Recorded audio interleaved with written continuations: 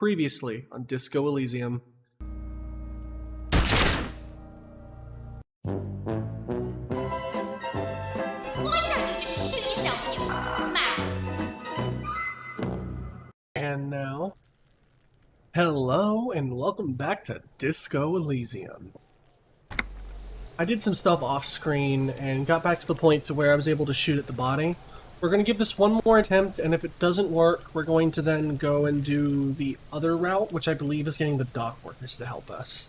The man before you is naked, but for a pair of underpants and white boots.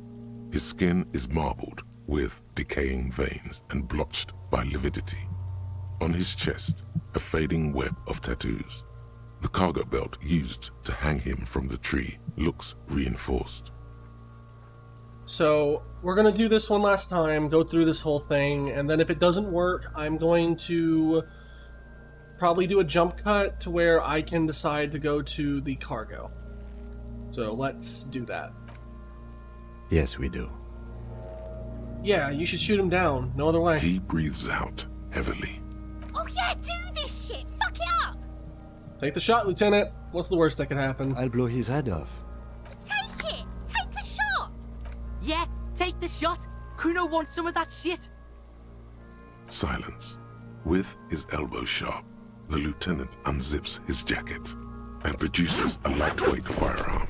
He drops a paper cartridge in the barrel, separates the scouring stick, and gives the cartridge 5 tucks, securing it in place.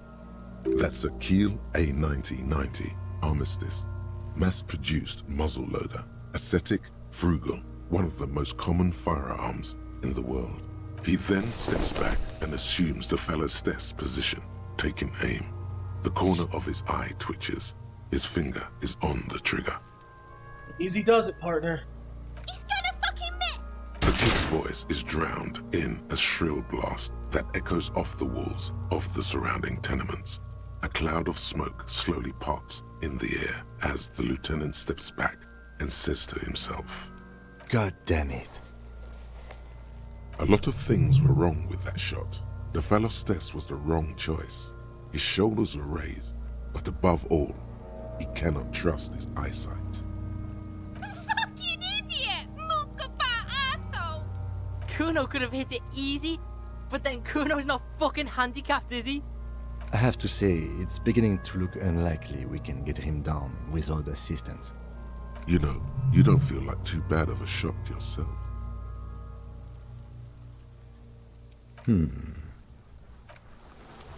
For the sake of my own sanity, not wanting to look at that again after 2 times, let's save right here, then go back into this. The man before you is naked. Yes, we do. I can try to shoot him down It's myself. bad as it is, us shooting firearms like punks here. Go ahead, I'm not stopping you. Just don't hit the victim. I'm gonna need your gun for this. They only have one gun! Oops.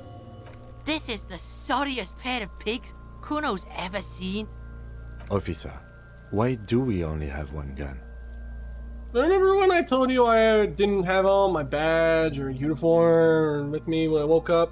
I didn't have my gun either. That is even more unfortunate than the badge. You need to contact your station about it as soon as possible. Try not to lose this one, please. Take the gun. Take it, you fucking banani poika! Take it and shoot yourself in the mouth! Feel the weight. The cold piece of bakelite and gunmetal is surprisingly light. Your fingers fit right through the guard, instinctively resting on the trigger. You've held this, a P9 Armistice, before. At some point it probably used to be your choice of firearm. It still feels comfortable, like you never laid it down. The fuck are you waiting for, Kuno? Tell him to shoot himself in the mouth! Point the gun at the belt. The buckle comes into focus in your sights. You stand with your feet planted firmly in the ground and your left hand supporting your gun arm. Why don't you just shoot yourself in your mouth? At least you won't miss. Close your left eye first. Your field of view narrows. The branch slowly moves, becoming entirely two-dimensional. The metal buckle glimmers, slick with the falling rain. The corpse slowly rotates. The slow movement of the branch in the wind and your shoulders directing the gun sync up, dancing hypnotically. Look, he's crying. You gonna cry now, fucking faggoty? Take the shot. Second time's the charm, audience. The buckle explodes into tiny pieces, coming loose with a whir. With your hand numb from the recoil, you look at the body slump down. For a moment, the man appears to kneel in front of you. Then the rigor in his muscles gives up, and he smashes sideways into the spring mud, letting out a horrid stench. You've been policed. How did I do that? What just fell on my desk? You've been policed. How did I do that? Who's laughing now, you little shit? Fuck you, Kurpale!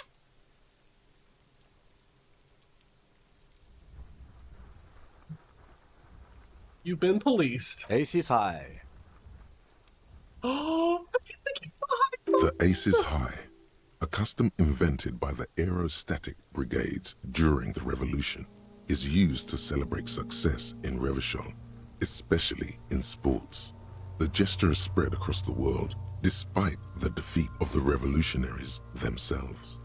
You could add an ace's low to it, if you like, by turning your back after the high and waiting for another. Slap it and wait for the aces low. The high arrives with a sharp slap. As you turn around, there is a moment of doubt. Feels like that low ain't gonna connect. Chill, it's gonna connect. But then it does, and with furious precision. The lieutenant is not one to leave an ace's low hanging. Oh, I love him so much. I knew these guys were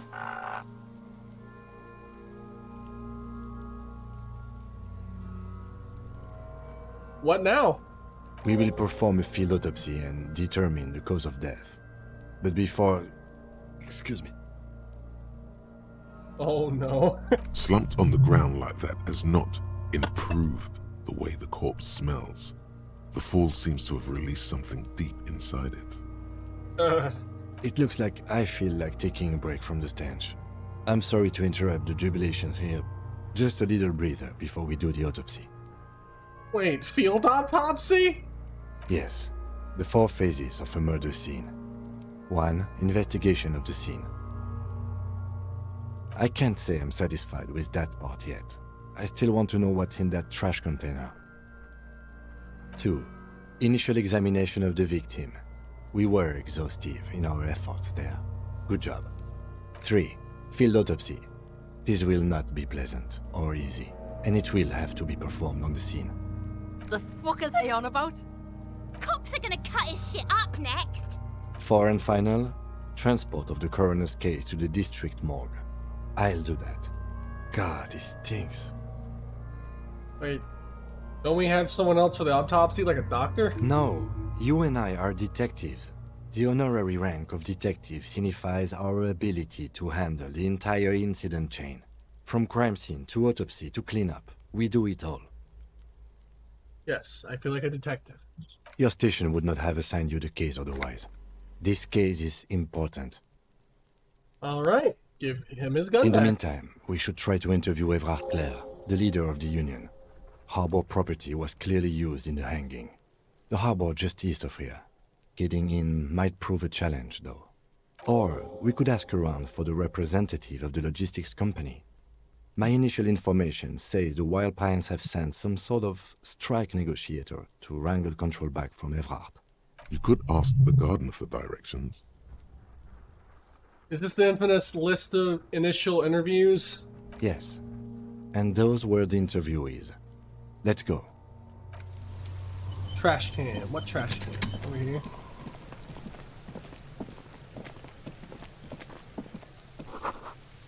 Wait, can I not check out the trash can? Yeah, I can. Oh boy. This trash container is locked. The sliding lid has a padlock that says, "Whirling in Rags." Why am I looking at you, trash container? You're just a trash container. Just a trash container? There is no such thing.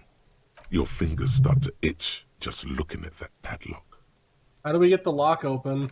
We could try using a pry bar.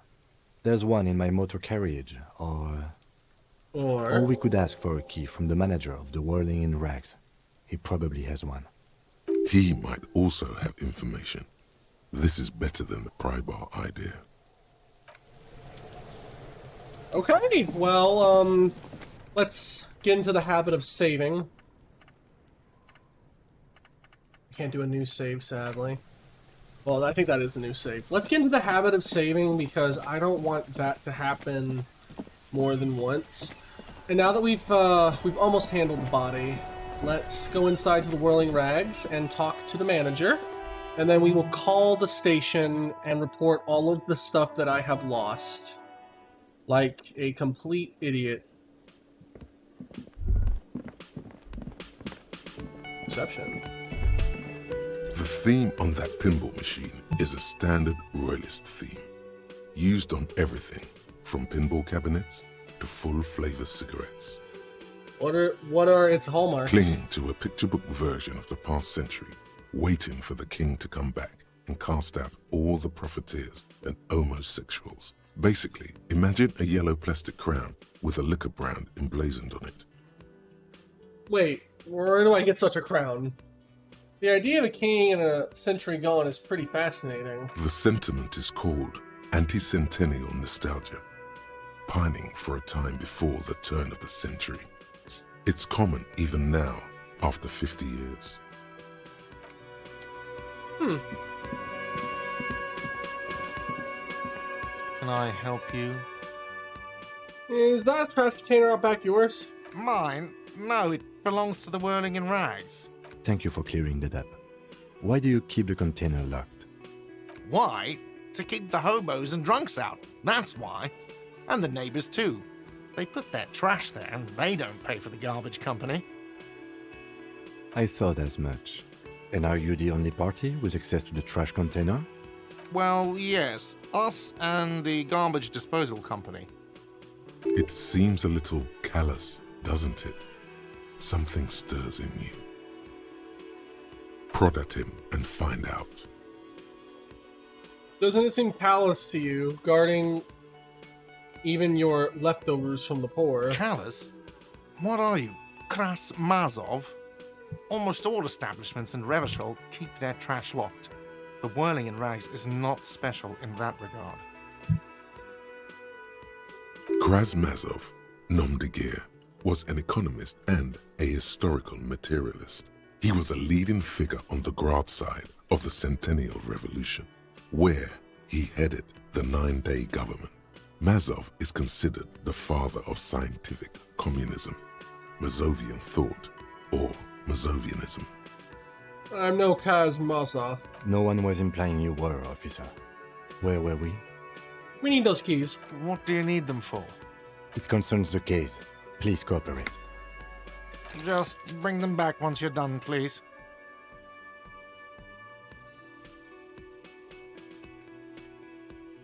I've seen something here at the Whirling Gate.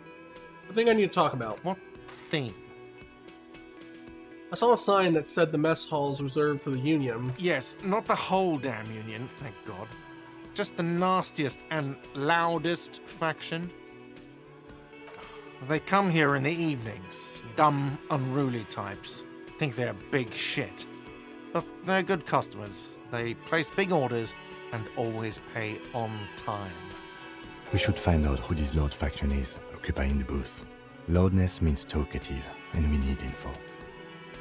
How do we find them? We don't. We have to wait. They'll show up sooner or later. Men get hungry, even striking men. If not today, then they'll be here tomorrow. There are these things called days. You sleep between them. He's saying they'll come after you've slept. Just making clear you got that. There's something else I want to ask about. What? By the way, you should come back to this thing-based questionnaire if you see anything interesting in the Whirling later. Another thing, yes. Goodbye.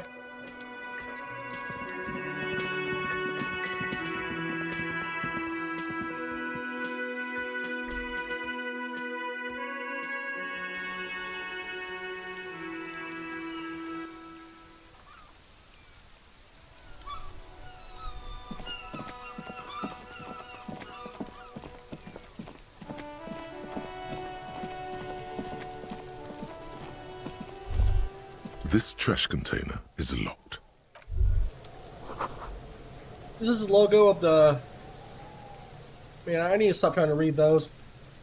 This trash container is locked. The sliding lid has a padlock that says, whirling in rags. Open the padlock with a key. With a well-oiled crack, the lock pops open. It should now be possible to simply raise the lid. Open the lid. The smell of rotten food rises to greet you. You see soggy cartons, dirty rags, and organic waste. We're just in time. This hasn't been emptied for over a week.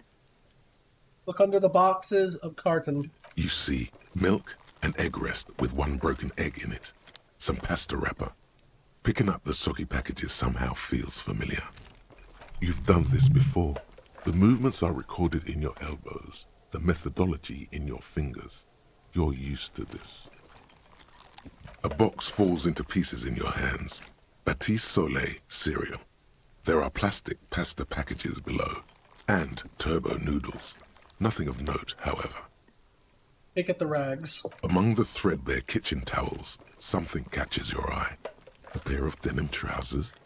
Grab them. As the legs of the slime-covered jeans begin to unspool from the garbage, a rank corpse smell fills the air. The victim's clothes? Cadaverine odor is faint. If these belong to the deceased, they were removed when he was still in the early stages of decay. Drop them in here, officer. Bag the trousers. Guitar marked blue jeans. Pockets empty or emptied. He wore them with a belt, too. A white belt. The loops appear stretched, but the belt is missing. That's it. Do you see anything else in there? I have another bag here. Something slimy catches your eye. Reach for it. A drab, long-sleeved shirt, olive-colored, appears from the food waste, dripping with Back. pus. Bag the shirt. This is a military-type overgarment. No label or serial number. This is the kind of rib-knit shirt that's worn over light armor to conceal it in an urban scenario. Anything more? The rest of the rags are just kitchen variety waste. A yellow old mug that catches your eye. But other than that, A thrown-out towel, a mug. That's all. All right. We should go to Gart again and ask if he knows who put the clothes in the trash. It could be as simple as someone from the hostel cleaning the yard. Or that one. I'd advise against confronting that force. You think someone from the Willing might have been involved, Not maybe? really. All we know is the victim's clothes are in the trash, the lid was locked, and his establishment had the key. It's just a small loose thread. Yeah, we need to ask the kids who put them here. The fuck's he on about, kids? You hear that, Kuno? He thinks you're an infant or something. See? Okay. the lieutenant nods, then looks back into the trash container. The mug. I'm getting the mug, too. You pick out a broken mug with an oddly racist depiction of the yellow man frolicking in saffron, Antique. only in its social sensibility. Take the mug. Search the food waste. It's just organic waste, cold and slimy on your hands. Apple and potato peels, mostly. Unidentified sludge, and the occasional chicken bone thrown in for good measure. But hey, what's this? What? A blue piece of plastic sticks out from the apple peels. It's shiny. Looks like the corner of something. Pick it out. They look badly damaged, but you can still make out forms and notes, written in a man's handwriting. Officer, is that your paperwork? No, it can't be. Yes, it is. Look. This plastic has the RCM street grid on it. You've even got an autopsy form. If you don't mind me asking, how did this get in the trash? I think I didn't want to be a cop anymore, so I threw it away. Someone from the Whaling threw it in here in the trash. I don't know. Boring. I think I didn't want to be a cop anymore. It has a foreboding quality to it. Maybe I needed to lose it for the great bloodletting to begin. Ah! It must have been cramping my style. Boring. Try dangerous. You should do a thorough inventory of that. Be sure some has not fallen into the hands of the RCM's enemies, organized crime, or worse. Official notes sometimes contain informants' names, even undercover operatives. Okay, I'll do that. It would also not hurt to start taking notes on the case. Now, tell me what your eagle eyes see. Or are we finished? Oh wait, I need to probably do that here, right? Wait. Ace is low. Wait, how many skill points do I have? Where is this at?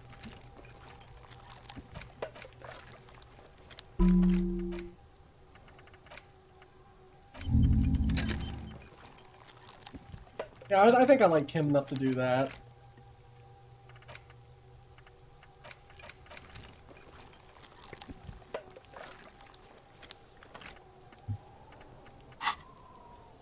The container sounds a muffled gong. That's one thing off the list. I think we got it all. Kuno, Oh, the boy. pig's getting pretty close to me. Come to snuff my shit out, I think. Take one step closer. Looks like it's time for me to go, Kuno. Pig's come to take me in. I just wanted to ask you some questions. Take another step I'm closer. going away for a long, long time, Kuno. Going away for life. What's going on there? Fuck are you trying to pull, pig? Listen, kid child, the corpse made me puke twice, and I was wondering why you don't. Stay away from me, pig. You don't want to see what happens when you corner me. I'll die before I squeal, pig. Hey kid. What's this kid shit? Fucking mind games. I'd rather die than squeal. Get the fuck out of here, face. You got done. Talk to me. So it's a girl. Interesting. It's a girl. I'll die before I squeal, pig. You there, behind the fence. You don't want to fuck with me. I got my hands bloody. I'm not here, pig. You're not seeing this. You can still see the top of her hat from behind the fence. I'll die before I squeal. Murder was the case they gave me. Okay, Kuno, hello. Wait, before I talk to Kuno, let's save in case it kills me somehow.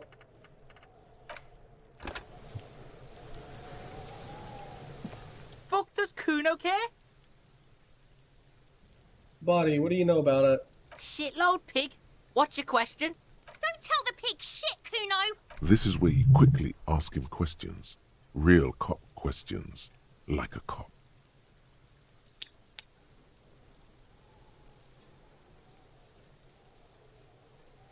God, this is hard.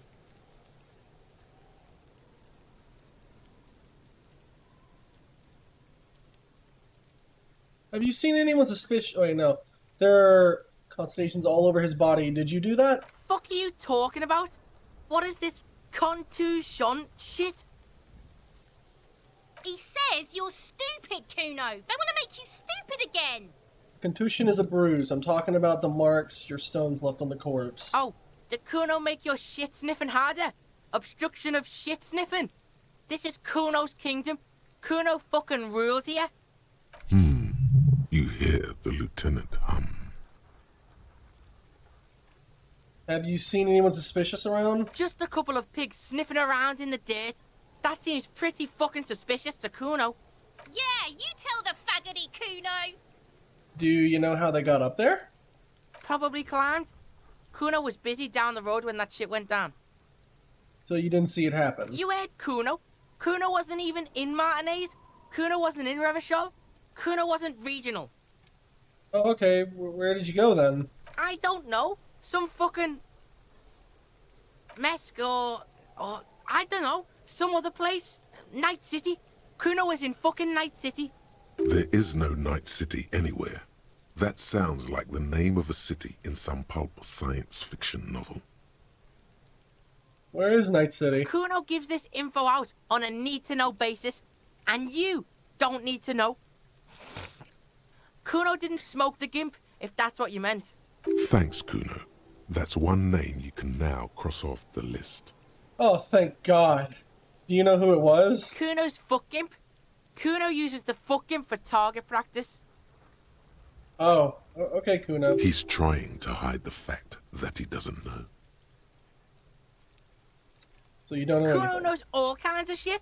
Kuno's not a snitch, that's all. Trying to make the Kuno sing into the popo phone. Where's the rest of his armor? Kuno doesn't give a shit about the armor. How come? Kuno's fuck gimp's got one big thing wrong with him. He's a fucking mutant. A mutant? Look at him. Fucking growth hormone shit. He's a giant. The armor's too big for any man. Kuno doesn't give a shit about that freak armor. Kuno threw that shit away. What do you mean you threw it away? Kuno tried to get the helmet on. It was too big. Kuno kicked that shit in the sea, rugby style. That shit means nothing to Kuno. You threw it in the sea. Yeah, that shit means nothing to Kuno. Kuno doesn't give a shit about material shit. Kuno's a fucking monk. You wanna fuck on someone about that armor? Go fuck the mustached union fuck. The jolly troubadour shit at the gate. Who do you mean, troubadour? Yeah, cock in boot. You know that jolly union cow fucker? Came around talking about cows or some shit? Came around pretending like he cares about cows? Yes, you met him at the gates. The one with the boots and the jolly smile. You mean Madonna? Yeah, he's the one you want to talk to. He's fucking crazy about that armor shit. Coming here pretending like he likes cows. Trying to catch a peep at Kuno's armor. Curious, my liege. Why did Kuno feed you this information? And you're telling me this out of the kindness of your heart, Kuno? Yeah, Kuno's doing charity today. Kuno Day. Kuno feels sorry for you two loser pigs. Kuno's doing pity now. Still, seems suspicious. He may have it in for that guy. Or you may be paranoid. That is also a possibility, sire. More on this later. Right now, let's talk about something else. You're testing Kuno's patience here. Get lost, I want to discuss the body. About the crime scene. You kids often play in this yard? Right, pig? This is where Kuno plays with his little wooden choo-choo. Fuck do you want with it? The dead man's clothes are in the trash container. How did they get there? Yeah, Kuno doesn't know shit about that. That shit is beneath Kuno. I need to know. It could be the lead in the investigation, so I may have tampered with the murder scene. Listen. Kuno doesn't care about this small-time shit. Just listen. Kuno saw what you did there, dumpster diving. Sad shit. Kuno could hook you up with some sweet rags. Shit like Kuno's wearing. Your size, good price. 500 real. You'd have to be blind not to notice the giant white letters F-A-L-N running down his trouser leg. Wait, I asked you what happened to his clothes. You must have seen them lying around. Look, Kuno ain't seen shit lying around, except for that there. Now you want performance gear or not, Grandpa? The lieutenant remains silent, but his expression couldn't say, "I told you so," any louder. Alright, entertain us. What's so great about these pants? Pig, these are found modulars. Liquid fit, performance crotch, urban survival shit. Made in Mirova by scientists.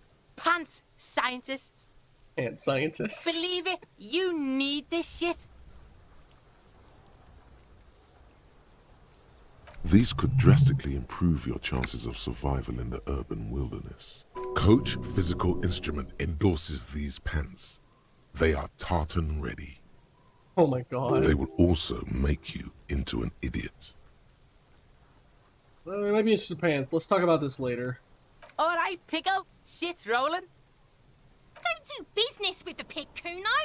He's gonna steal all your money, Kuno. As you can see, Kuno and C don't trust you. Can't do business without trust. There was also this mug in the trash. The fuck? A mug in the trash? Is this about the fucking clothes again?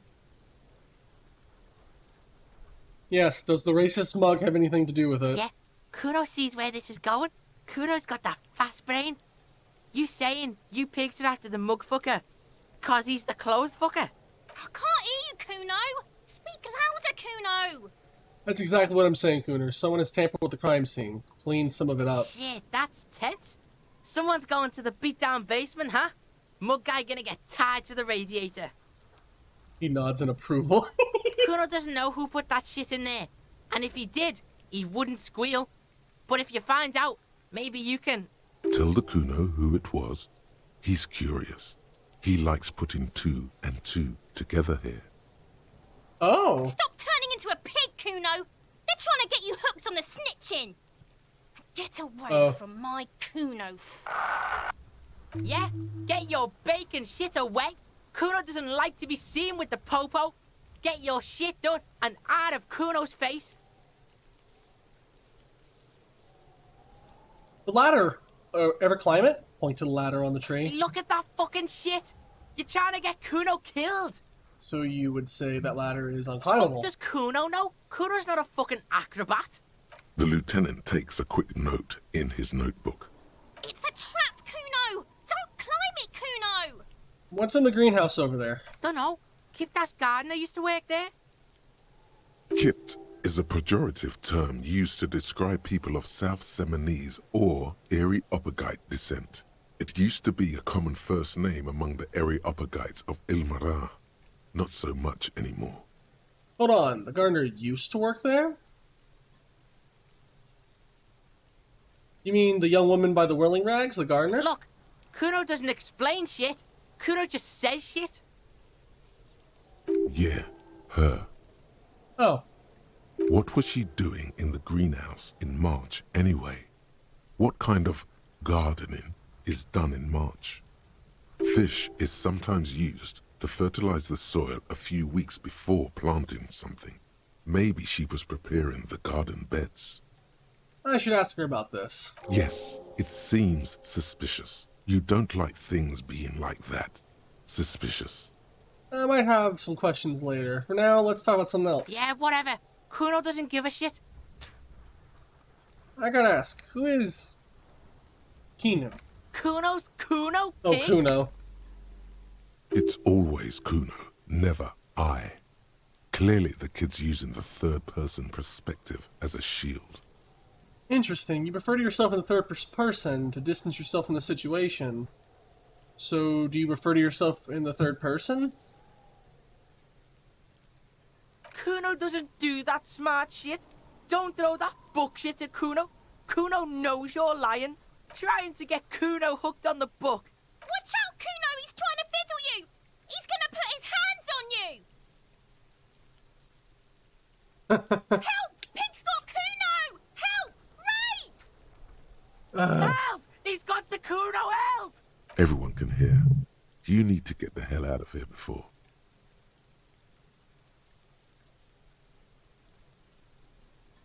Help! He's... Escalate, Kuno! His dick is out! You're afraid! Pigs in here, Kuno! Somebody, please! Oh my god. How did we get here? How did this happen? This makes no sense. There may still be a way out. Just appeal to his reason. Who put you up to this? What is this sick charade? You logical kid, I haven't done anything to you. No one?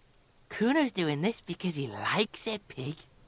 Oh. Help! The pig's gagging him! Kuno can't speak! You put him up to this yourself when you decided to talk to him in the first place.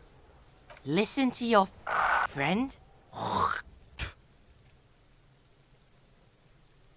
Did Dret put you up to this? Kuno owns the fat ass. Help! The RCM is trying to fuck Kuno! What is this sick Be logical, kid. I haven't done anything to you. Fucking logical. Help! The logical pig is fiddling Kuno. What is this sick charade? No! Get off Kuno, you sick fat fuck! The nearly psychopathic way they could slip in and out of the act implies you're not the first victim. I'm gonna punch him. Please. Yeah! Yes! Thump. The blow connects surprisingly well, Oh my god. leaving your knuckles tingling. Oh my god, I can't believe I passed that. What?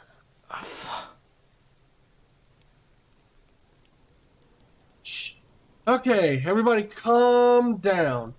I think we can have a normal conversation now. Am I right, Kuno? Officer, this is very far from normal police conduct. Get yourself together. Okay, pig. Oh.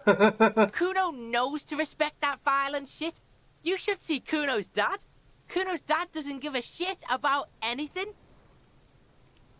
The creature behind the fence has fallen ominously silent. Only her eyes are alive, jumping from actor to actor. Okay, pig. Talk to Kuno. We're back in this shit. The fuck do you want? Oh my god. So, I want to discuss the body with you again, Kuno. The fuck about it? More on that You're later. testing Kuno. Get lost, So you respect me now? You're dreaming, pig.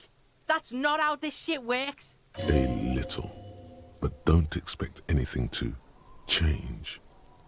Huh. Don't let him dominate you, Kuno. Fuck his fat ass. I have more question about the crime scene. Yeah? The king, I guess yeah, I don't. whatever. Kuno doesn't give a shit. Okay, back Kuno off. doesn't fucking care. I'm gonna save because I feel really good about what just happened. I can't believe I got such a little roll. Fuck And does Kuno care? I'm gonna try to do the empathy roll. It's probably not going to work, but let's try it. He's on your crime scene, bossing you around. And he's been here for some time too. This is where he hangs out. You have to get more out of him. He could be useful. Listen, Kuno, I know this is boundary pushing thing is new to you, but it's old news for us grown-ups. Hey, Kuno, like you could turn the Kuno down for a moment. Let's talk like a normal people. Trying to fuck at the Kuno. Trying to fuck at me. Trying to fuck. Kuno only gets higher. It's faster, faster, faster. Can't take the Kuno. Stay out of the reactor. Kuno gonna fuck you up. Up. Oh my god. Normal is not what we got here. You've got to work with what you have for now. I'll try putting skill points into empathy so I can start talking to him, but for now, Kuno doesn't fucking care. I'm happy with that for now. Let's do the autopsy. The rotting man lies on his side with his eyes looking straight through you. The belt is still around his neck. His body is supine and open to intrusion by autopsy. Oh boy, I can't wait to do this. The lieutenant adjusts his glasses and takes a deep breath. First, what exactly is a field autopsy? Come on, officer. You know what a field autopsy is. You've done 100 of them. I have? What you do know is, at 18.9 kilometers, the dormant shield volcano, Corpus Muindi, is the world's highest summit, and the failure of the 38 single, Et puis descend, to crack the top 20 was the death knell of disco. But what a field autopsy is, you have no idea. Oh boy. I'm gonna just be honest. Well, it appears I have forgotten what a field autopsy is. Fine. It's a 3-part form to be filled out on the scene by the detectives responsible. One takes note, the other dictates. The goal is to establish cause of death. Do we need a scalpel for it? A scalpel is not always required. I hope this is one of those cases. Latex gloves are, however. Why don't you know what What? Why don't you know what use are you? You must have me confused with the Copperpedia. Oh, okay. I didn't know I was talking to the encyclopedia. I thought I was talking to Kim. Who's the Copperpedia? I think I need to talk to him. You, sir, you are the Copperpedia. Oh, clap your glove hands. Let's get in there. There truly is a time for everything, even for yellow gardening gloves. However, they are lacking hygienically. I suggest you get in there in limited capacity. Alright. I'll ask you when I need you to. For the most part, maybe I should handle the contact and you take notes? Where should I take notes? In my paperwork? Take out your Yes, ledger? you see, the field autopsy form is the one on red copier paper. Open your ledger at the field autopsy form. The dead man stares in silence as you crack open the ledger. The bright red paper is covered in boxes and lists, describing the condition of his skin and organs in 3 parts. Above those, an 11-field info form needs filling out first. It begins with 1. Assessment. I did say that right. That's you. Okay, the first question, I already don't know the answer. Not an energetic start to an autopsy, I agree. Pig's messed up. Kuno feels pity. Thank you, Kuno. Just leave it empty, officer.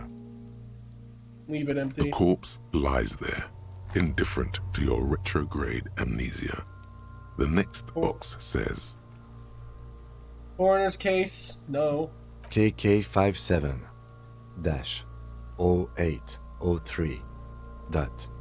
KK57-0803.0815. Write it down. Next, Name. NA. Next, Date of birth. NA. Age. Roughly 50. Try 40. The damage is so extensive, it's better to err on the young side. I'm gonna write down 42. He nods. Race. Mondial. Fair to olive-skinned, from the Isola of Mwindi. This is as vague as it gets. You might as well say whitish. Write it down. The pudgy mess of curdled meat looks neither mondial nor anything other. Sex. Fucky! Male. Pigs can have sex. This is something I would do. I'd write fucky just because she said it. Male. Nor does he look male, with his pregnant belly and indistinguishable face. Thank you. Thank you very much for that. Date of death. We're still going with March 4th. 51. March 4th, 51. What else? 9. Body identified by is non-applicable. 10. Case number is the same as the coroner's case. KK 57 0503 0815 listens motionless, with the cargo belt still around his neck. Only one Evident- box remains. Evidence of treatment. None. At least not after the initial examination. What is the treatment anyway? Interfering with the body's position or wounds post-mortem. I'm not so sure. Didn't the footprints look like he was carried over? They'd have to have incapacitated and carried him over. This man was more than a match for untrained dog walkers. Your central nervous system recognizes this gesture. It's the stations of the breath. Ecclesiastic, religious in nature, a holdout from pre-DeLorean burial rites. It takes him 2 seconds to perform. Then, We should start the post-mortem. Turn the page. the corpse cannot feel Kim's hand on his chest. It no longer meaningfully interacts with its surroundings. A thicket of boxes and lists on red copier paper tries to answer why. External examination. Summary. Clothes. The deceased wears armored boots and white briefs. The make of the briefs is Babrodine, I think. Let's see. See, it's happening. Babrodine, yes. Inexpensive. Size M. Color white. The disappointment is palpable. The red-haired thing was expecting something more lurid. Write it down. The boots are ceramic, vitreous enamel. They are fused to his skin from blood flowing downward post-mortem. Removal of the boots is left for processing. Write it down. The boot has a serial number. It's E50.100.100. The lines between the plates are in the shape of the alphanumerical. The number is purposefully concealed by the design. Write it down. Tattoos. The upper torso is covered in a single, continuous tattoo, resembling a map of the night sky. It reaches from the right shoulder to the heart. The ink is blue and white. The assistant has a color photograph of the markings, to be added to the case files as document A1. The photo is taken on the scene, using a Trigat Mini. The deceased has a belt for airlifting cargo around his neck, tied with a hangman's knot. Color yellow. Length 3 meters. There is a buckle on the other end. Write it down. Well-nourished, athletically built, measuring 1.8 meters. Generally consistent with age 42. Preservation is good. Ambient temperature below freezing. Write it down. Body hair is light brown. Distribution is consistent with age. The deceased had male pattern baldness. Hair is combed back, short. Touch the corpse's hair before moving on. The hair under your latex fingers feels cold to touch, wet. Write it down. Short, light brown, male pattern baldness. Lividity is consistent with hanging. The head is congested. Contusions are present on the head, chest, and thighs. Consistent with stones thrown post-mortem. Low velocity. Fucking low velocity? You think Kuno doesn't know what you're talking about? Velocity was fucking max. Talking shit about Kuno's velocity. In addition, there are bite marks on the face, scalp, and chest. Consistent with predation. Write down. Ligature mark. The steel wiring. There's too much of it. We need to remove the belt so we can get to the ligature mark. May I try? It's no use. We should get chain cutters. You can try with them. I have a pair in the toolbox of my kinema. Let's go get him. Damn corpse. We had a good rhythm going. Guillaume Lemillion. Bad news. Guillaume Lemillion did not become a cop. In '38, he went on a tour to the Sinyao province in Safre, where he died of autoerotic asphyxiation. His body was found hanging from a decorative dragon tree in his junior suite amid drug paraphernalia, unwholesome objects, and the Sylvia Trainer single Wonderland skipping in the background. And yes, you can take this as a metaphor for Revachol in the 30s, and also as a warning. Accept. Huh.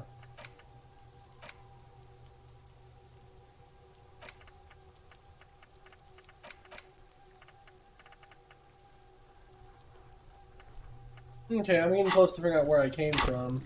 Let's put the points into empathy, because I want to be able to, like, empathize with people a little more. After this, though, let's get our endurance and our elation up a little more. Oh, wait. Am I not able to level stuff up right now?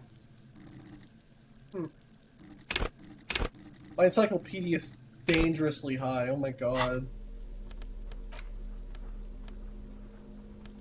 Pen, handkerchief, and a reel. It's the ledger you found in the trash. A pitiful cabbage of white and yellow papers hanging from plastic board, barely held together by a metal clip. This sad display is made complete by the faint smell of urinal cleaner. Anything else? There's a piece of toilet paper, or is it cleaning tissue? No, it's toilet paper, desperately sticking to the back of the blue plastic clipboard. It's a metaphor for you. Inspect the toilet paper. It's just toilet paper sticking to the back of the plastic clipboard. You can take it off if you want. Take it off. Maybe it's kitchen tissue. They look exactly the same. If you want it to be kitchen tissue, it can be kitchen tissue. Oh. It's not, though. It's toilet paper. Damn it! Take it off. Still wet, the toilet paper, I mean kitchen tissue, sorry, Oh, come on! peels off the plastic easily. All you have to do is shake it off your finger, and voila, the ledger now looks marginally better. Inspect the clip. An aluminium block runs the width of the board, biting down on the paperwork. Its crocodile teeth are the only thing keeping the papers together. A regular pencil, the tip worn down to nothing, has been attached to the clip. Run your fingers across the aluminum. The surface is interrupted by a silvery sticker. It's rectangular, sparkling with iridescence. You don't know how you didn't notice it before. Oh. Looks like an official mark, made to be low visibility outside the right circumstances. Hey, Lieutenant, what is this? Point to the sticker. What? That thing. It's a halogen watermark. We use it for adding information to RCM property. Interesting. What kind of information? It depends. Aside from an anti-counterfeiting stamp, mine has my station number and address. The information varies by date of issue. Maybe yours will have how many cases you've solved. How can I read it? Any capable light with the right wavelength will do. Like, for example... All RCM vehicles have headlights designed to reveal halogen watermarks. Mine too. This means you can read the watermarks if you just turn the lights on. That's all. Thank you. Okay. While a bunch of sodden papers sag from the clipboard in your hand, it's a sorry sight. Browse the white papers. They're not exactly white. They're yellowed in patches by sunlight and alcohol, and covered in dense blue handwriting. Ink escapes into watercolor patterns, reaching its tendrils across entire pages. The paper itself is checkered, with faint red lines, forming short paragraphs. Once in a while, there's a red stamp that exclaims, "Case files commit to paper." The case files themselves are plenty. You count more than 100 sodden, crumpled up, earmarked pages falling apart in your hands. They appear to be sufficiently organized and extremely dense, if mostly illegible. What is in there? What are they about? Work, strife, poverty, the Jamrock Quarter. These are handwritten logs of investigations dating back to January 51, this year. The exact number is hard to estimate, due to missing pages and an odd naming convention. But there are at least 20, maybe 30 cases, undertaken, not completed, mind you. It's the middle of March. You have attempted 2 cases a week on average. What do you mean? Is that all? That's it? Is 2 cases a week good? Because, Lord, a good load, Lieutenant? Huh? 2 complex cases to undertake is a lot, yes. You really have to push yourself. I would not suggest it, lest you start making mistakes. 2 cases a week appears to have been my load, Lieutenant. I'm not sure I completed them, though. 2? That's a lot. I didn't mean to say you are making mistakes, by the way. That was presumptuous of me. I'm sure I made plenty of mistakes. It's okay. We all make mistakes. Like a fan of gills, the checkered papers dry in your hand. The handwriting is extremely dense, if mostly illegible. Count the pages. I have to open an official case. Is there room? There is, for precisely 1 more. 15 pages near the end remain untouched by the damage. The checkered grid forms a structure of passages, breaking the case into subtasks to accomplish. Once all the tasks are accomplished, the case is complete. Commit the paper. Use the pen Lynn gave you. The tasks you've completed flow out of the kind green ape pen in a brash freehand similar to the rest of the letters. The wording comes easily. It's almost robotically simple, a language developed for mental rigor and simplicity. Inspect the victim's body. Get the body down. Interview the cafeteria manager. It's not exactly poetry, but poetry would be out of place. Cross out the ones you've already finished. A satisfying slash sounds across the paper. You're done, it seems to say. And you, and you. You're a swashbuckler with that pen, Harry, and it feels good. Feels like completion. Harry? Things to be done and things already done. The composition of reality. This is an extremely useful tool for a detective of the Citizens Militia. Now all that remains is to name the case. Wait, he said Harry. He said, my name's Harry. No, actually. Any ideas? Furries are at home in the mirror. The Hanged Man. Great. That's great. That's actually what I was thinking too. The Hanged Man. Good, strong name. We have a very good name for the case now. Huh, cool. I'm going to start calling it the Hanged Man. It's good we sorted this out. There was a mention of a naming convention here. Yes, it appears you employ a, shall we say, robust yet literary system. Each investigation has its case number written on the margins. Yet, still more tellingly, most are accompanied by a name. A title, one might say even. One that draws inspiration from snoop fiction and vespertine cop show staples. Oh my, and they're written in capital letters too. Yes, all caps. One is called The Next World Mural. Another, The Square Bullet Hole Murders. Another yet, The Unsolvable Case. More? Others appear more light-hearted. The guys on a couch in an unexpected location, and the murder at the hookah parlor. Even the rare article-free collapsing tenement. Murder features prominently throughout. That's not good. It's going to take an effort to piece these case files together, but it can be done. Once you're done inspecting them up close.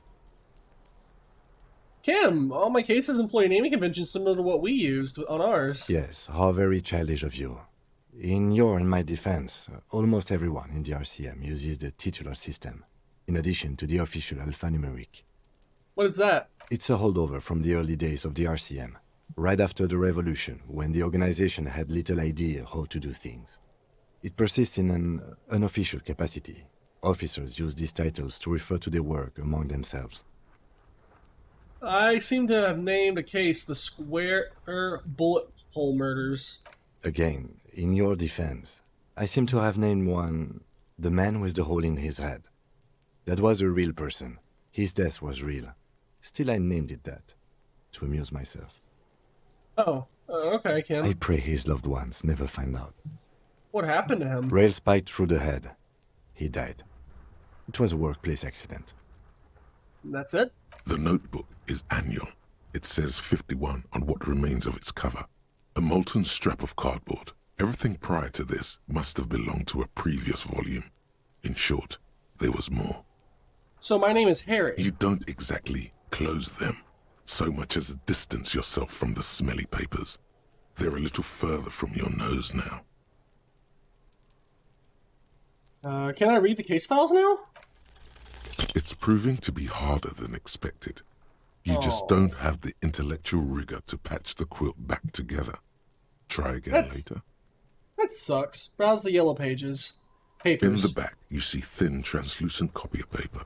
Some neon yellow, some bright red, all covered in boxes, like marching armies. These look like official forms, waiting to be filled out. Then rip them from the binder and hand them out, according to type of form. What types of forms are there? 3. The topmost are misconduct fines, the middle ones are station calls, and the bottommost are field autopsy forms. Each is easy enough to make sense of. You don't have to be an intellectual giant to do police work. Misconduct file. A monetary penalization ranging from 20 to 250 real. Severe cases allow for 1,000 real, but that requires special paperwork. The details of issuing these fines are spread out over the rest of the fields. But they appear pleasantly vague. Station call. These are quite sinister in tone. They give a date and time for the person to appear at the specified precinct police station. Below the call are the criminal charges you risk by not appearing. All in a print so small it could be considered downright cute. The old autopsy. A dozen pages of thin copy paper, bright red in color. You see the parameters of a deceased human form waiting to be filled in. Age, sex, condition of internal organs. Enough of this. Yes, all that remains now is to fill those forms and hand them to people. Fines for wrongdoers, interview requests for bad guys, and field autopsies to dead guys. The rest of the stinking cellulose is much worse for wear. Being sandwiched between the board and the rest of the paperwork must have spared the fragile copier paper. Look at the clipboard. It's made of dark blue plastic, hard enough to beat someone to submission with. The edges are rounded, however. The U4 size board feels thick and heavy in your hand. Light shimmers on its wet surface. On the back you see the embossed letters, RCM.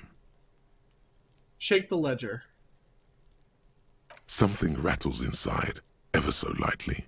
Is there a hidden compartment? Continue. And something small inside, light, made of paper or cardboard, or dried flowers perhaps. Permeables. It's not hidden per se. The compartment is made for permeable materials that would get damaged if something happened to it. My ID? Peek inside, peek inside. The plastic shimmers like lapis lazuli, but it is not see-through. You cannot see to its center. How would I open it? With your hands, U4-sized pages hang from the clip screwed to the top of the board. I mean, let's try it. Open the hidden compartment on the clipboard. Is not what you end up doing. You squeeze the plastic to slide it open, but nothing happens. Then you bend it some. Then crack it. The goddamn thing is stuck. Wow. The ledger quivers in your hand. As it shakes, the pages rustle. This pathetic mess suddenly afraid of you for some reason. Smell the ledger. The acidic stench of rotting food is rubbed off on the cellulose. It now forms the base of the experience. This base surrounded by a faint air of spoiled meat, the stuff of death itself, and then sprinkled liberally with the citrus zest of toilet cleaner.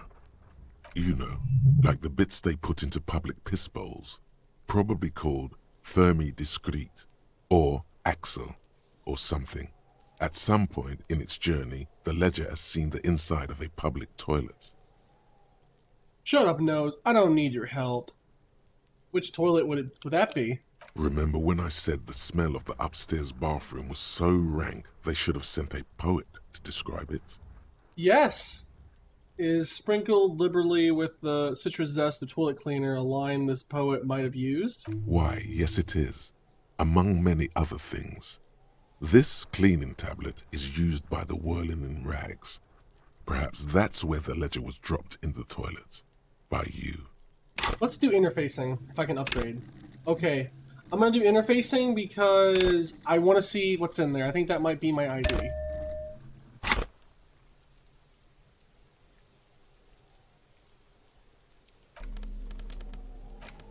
It's the ledger you found in the trash. A cabbage of papers hang. Okay, I'm gonna save just in From case the this board. like hurts me or something. I don't want to get hurt again. 'Cause knowing this game, it'll be like you've broken it and it's now dead. It's the ledger you found in the trash. A cabbage of... Just relax. The two sides of the board are slightly misaligned, like a drawer that's come off the slides. All you need to do is bend the plastic on your knee, slowly. Oh, good. The slides snap back into place. It should be possible to just, you know, And slide the drawer open. without resistance or sound. The two panels move against each other. The compartment is now open. What's inside? 2 ticket stubs and a handmade postcard. Pick up the ticket stubs. 2 octopuses are smiling, reaching their tentacles toward each other in the colored pencil drawings. The tickets permit access to the zoo in Revachol East. The aquarium costs extra. These let you go there, too. Pick up the card. Proceed. Thin wax paper has been glued to a piece of cardboard. Sounds like leaves rustling when you pick it up. You see violet flowers, floral patterns, patches of glue. Smell it first. It smells of chewing gum, apricot flavored. Ugh. A touch of cinnamon, the end of summer. Oh. You think the label says tutti frutti. Open it up. Familiar handwriting lines the inside of the card. Looped, round letters in a woman's hand. Ooh. A young woman in her 20s. There is care, effort, and a smile, you think. Although that is not something you can read from someone's handwriting. Continue. Harry, it begins. You're already reading. I wanted to write you a letter so you can read it when you wake up. Maybe it will make you happy. I think my name's Harry. Throw it away, please. But it will make me happy. A merciful wind blows in from the Bay of Revachol, dusting the ground at your feet and raising newspapers far away. You feel the card slipping into it. Hold on to it. Read the card. Your hands shake holding onto it. Every morning when I step out, you're asleep behind me. It says, I find a little piece of sadness in me. I carry it in my chest down Voyager Road. Continue. Every step I take, it grows. By the time I reach the fuel station, it has filled me entirely. I step onto the light rail and look back. Sparks fall from the bow collector. I know it will be like this until late afternoon, when I get off the 42 and walk back to you. Keep reading. You. Every step I take will get lighter. It almost makes me run. Sometimes I do. I can't believe I met you. I can't believe the happiness I feel with you. You have a vast, vast soul, and I will always, always, always come back to it. Keep reading. Kisses, kisses, kisses. You feel the air sucked out of your lungs and the blood sucked out of your head. Everything around you gets dark. Small white dots appear. Am I dying? You feel the ledger slip from your hand. No, hold on. Hold on. To what? There's nothing. Continue. Detective, is everything alright? Fall sideways. Did I just have a stroke? Oh my god.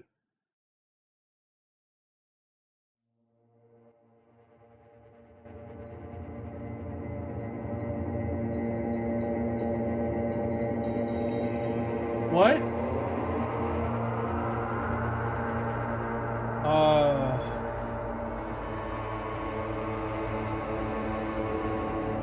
Oh.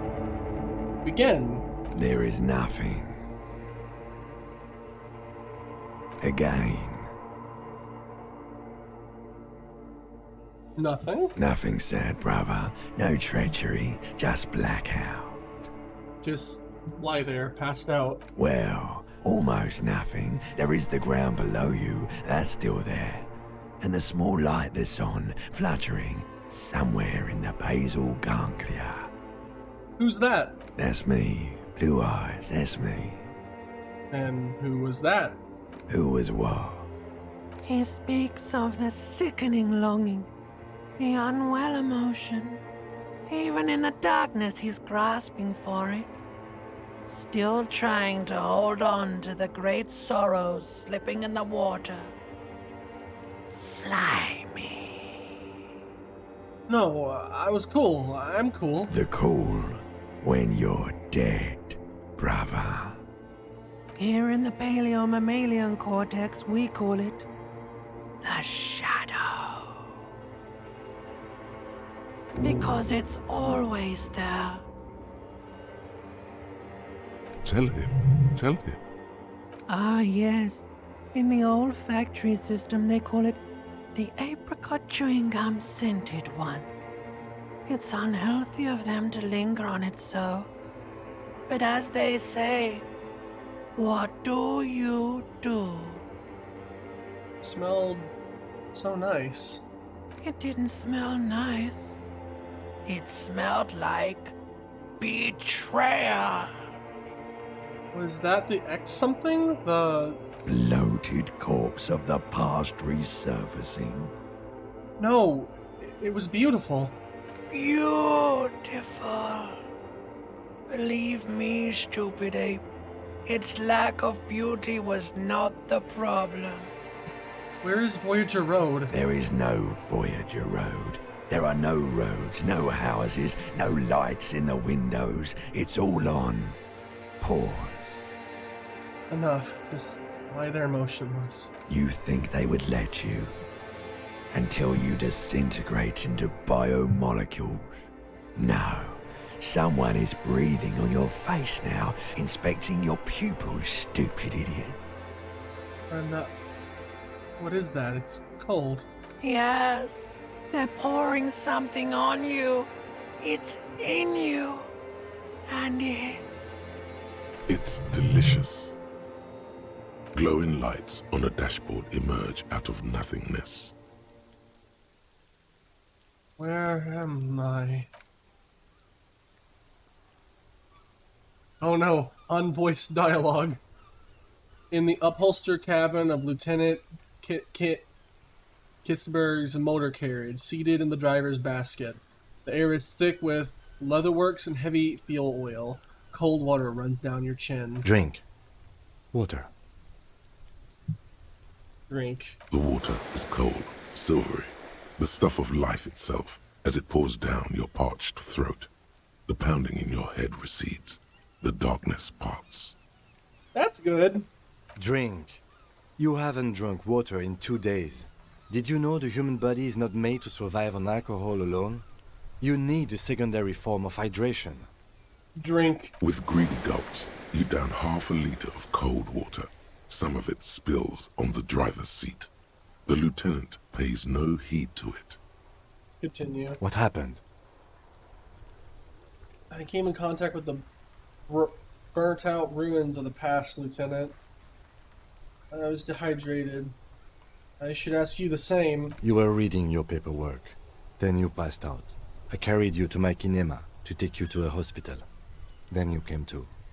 How long was I out? 10 minutes, maybe. I came in contact with the burnt out ruins of the past, Lieutenant. That does sometimes happen.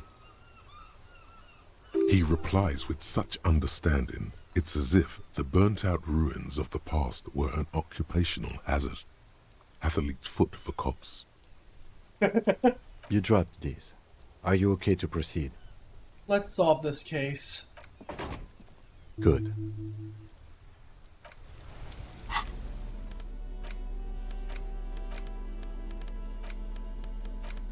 Oh, I can't interact with it anymore. Well, that sucks. Oh, wait. Lodger of failure and hatred. Oh my god. It's the ledger you found in the trash. A cabbage of papers hanging from the board, with the permeables drawer inside. It's barely held together by a clip, then made complete by the faint smell of urinal cleaner. Well, I need to upgrade a logic next, so I can do that, but let's interact with this mug. It's just a racist mug. What's there to read here? There's Not quite a lot much. to read. There's quite a lot to read into here, actually. Look at all that content. Oh boy, here we go. What are you going to say about a broken, tossed-away mug that you dug out of the garbage? The mug is an example about prejudice. I'm going to use it as an example of what not to do. But it was in the trash. Why not just call it out when you see it? Or do some volunteering work? Just finish your case, detective. Inspect the photos of the tattoos. An intricate web of blue lines stretches across the torso of the hanged man, from the right shoulder to the solar plexus. Each time the lines intersect, a small white star is formed in their crossing. Hundreds of fading asterisks riddle his skin. Their concentration is highest around his heart. It still kind of looks like a map of the stars in the night sky, but something's not right. Who are you? Gone What's the meaning of this tattoo? for you to discover. You've gotten as far as you will without assistance. Someone who knows about history could tell you. Put the photo away. Hmm.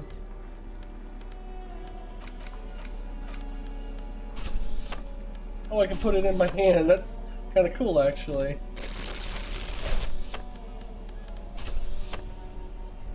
Yeah, I'd keep that in my, So... This actually gives me a lot of good stats when I have it equipped. I'll wear it. Wait, 40 minus 2? That would put my authority in the negatives. White morning. Little guy gets further and further away. You see yourself from above. You passed out on the blue tiles of the hostel floor.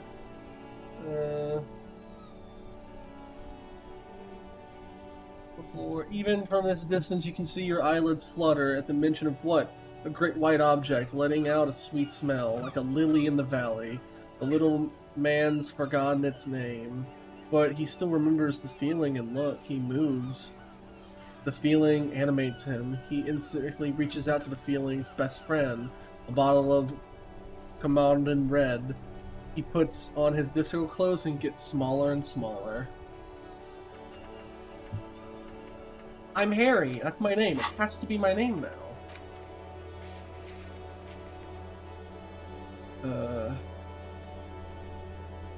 Okay. Well, since I'm here, let's Before look at you my thing. stands a motor carriage. The bodywork is covered in blue and white livery, bearing the number 57. Let's This look must at be the infernal machine that tore you from oblivion. The Caprice Kinema motor carriage. Open the door. In the cabin, you are welcomed by a set of steering levers, a radio microphone on a hook, a pull-out toolbox under the seat, and the soft glow of the fuel preheater gauge. A scent of leatherwork and heavy fuel oils washes over you. Kim, how do I turn on the headlights? Alright. Ready? I turn, you press start. It's next to the preheater. Press engine start. The dashboard lights up with orange glow. The rounds per minute gauge jumps, and the engine of the Caprice Kinema comes to life with a whiny growl. Oh boy. Like a leopard waking from its sleep, yawning and roaring at the same time. Press the button labeled headlights. The lights unfold with a little click, casting electrical light onto the ground before the vehicle. There you go. I'll turn them off from the remote once you're done. We just need to stand in front of the machine now. Close the door and leave.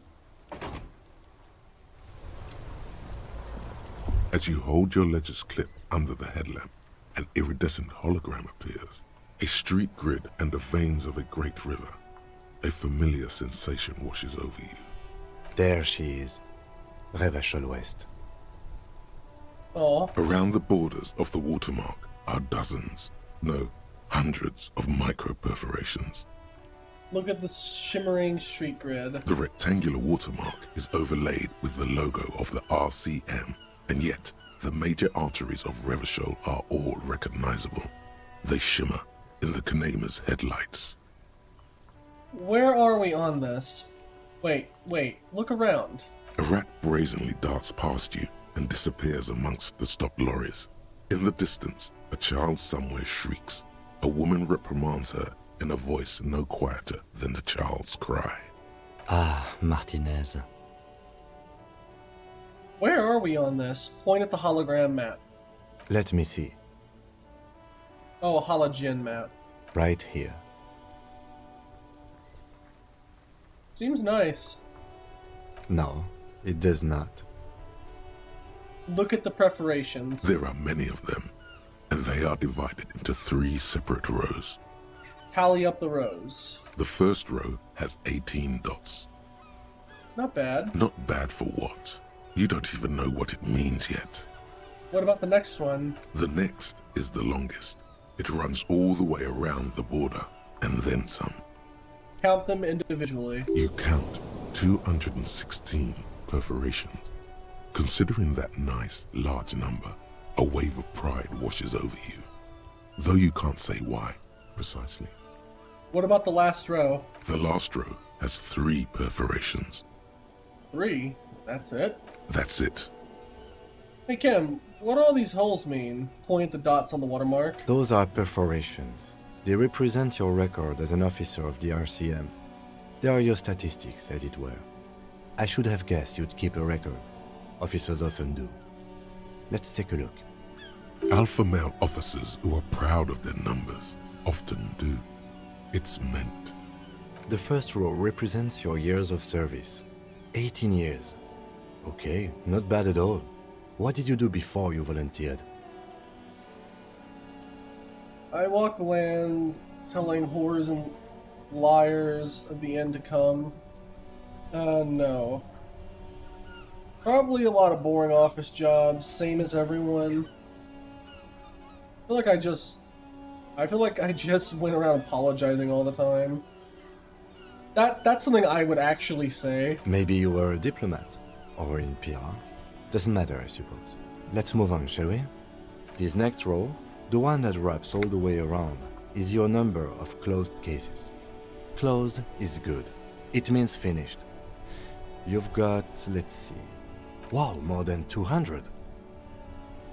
216 to be exact. It's quite a lot, even for someone who's been on the force for nearly 2 decades. Usually, clearing more than 10 cases a year puts you in the 90th percentile of all RCM officers. I used to be good.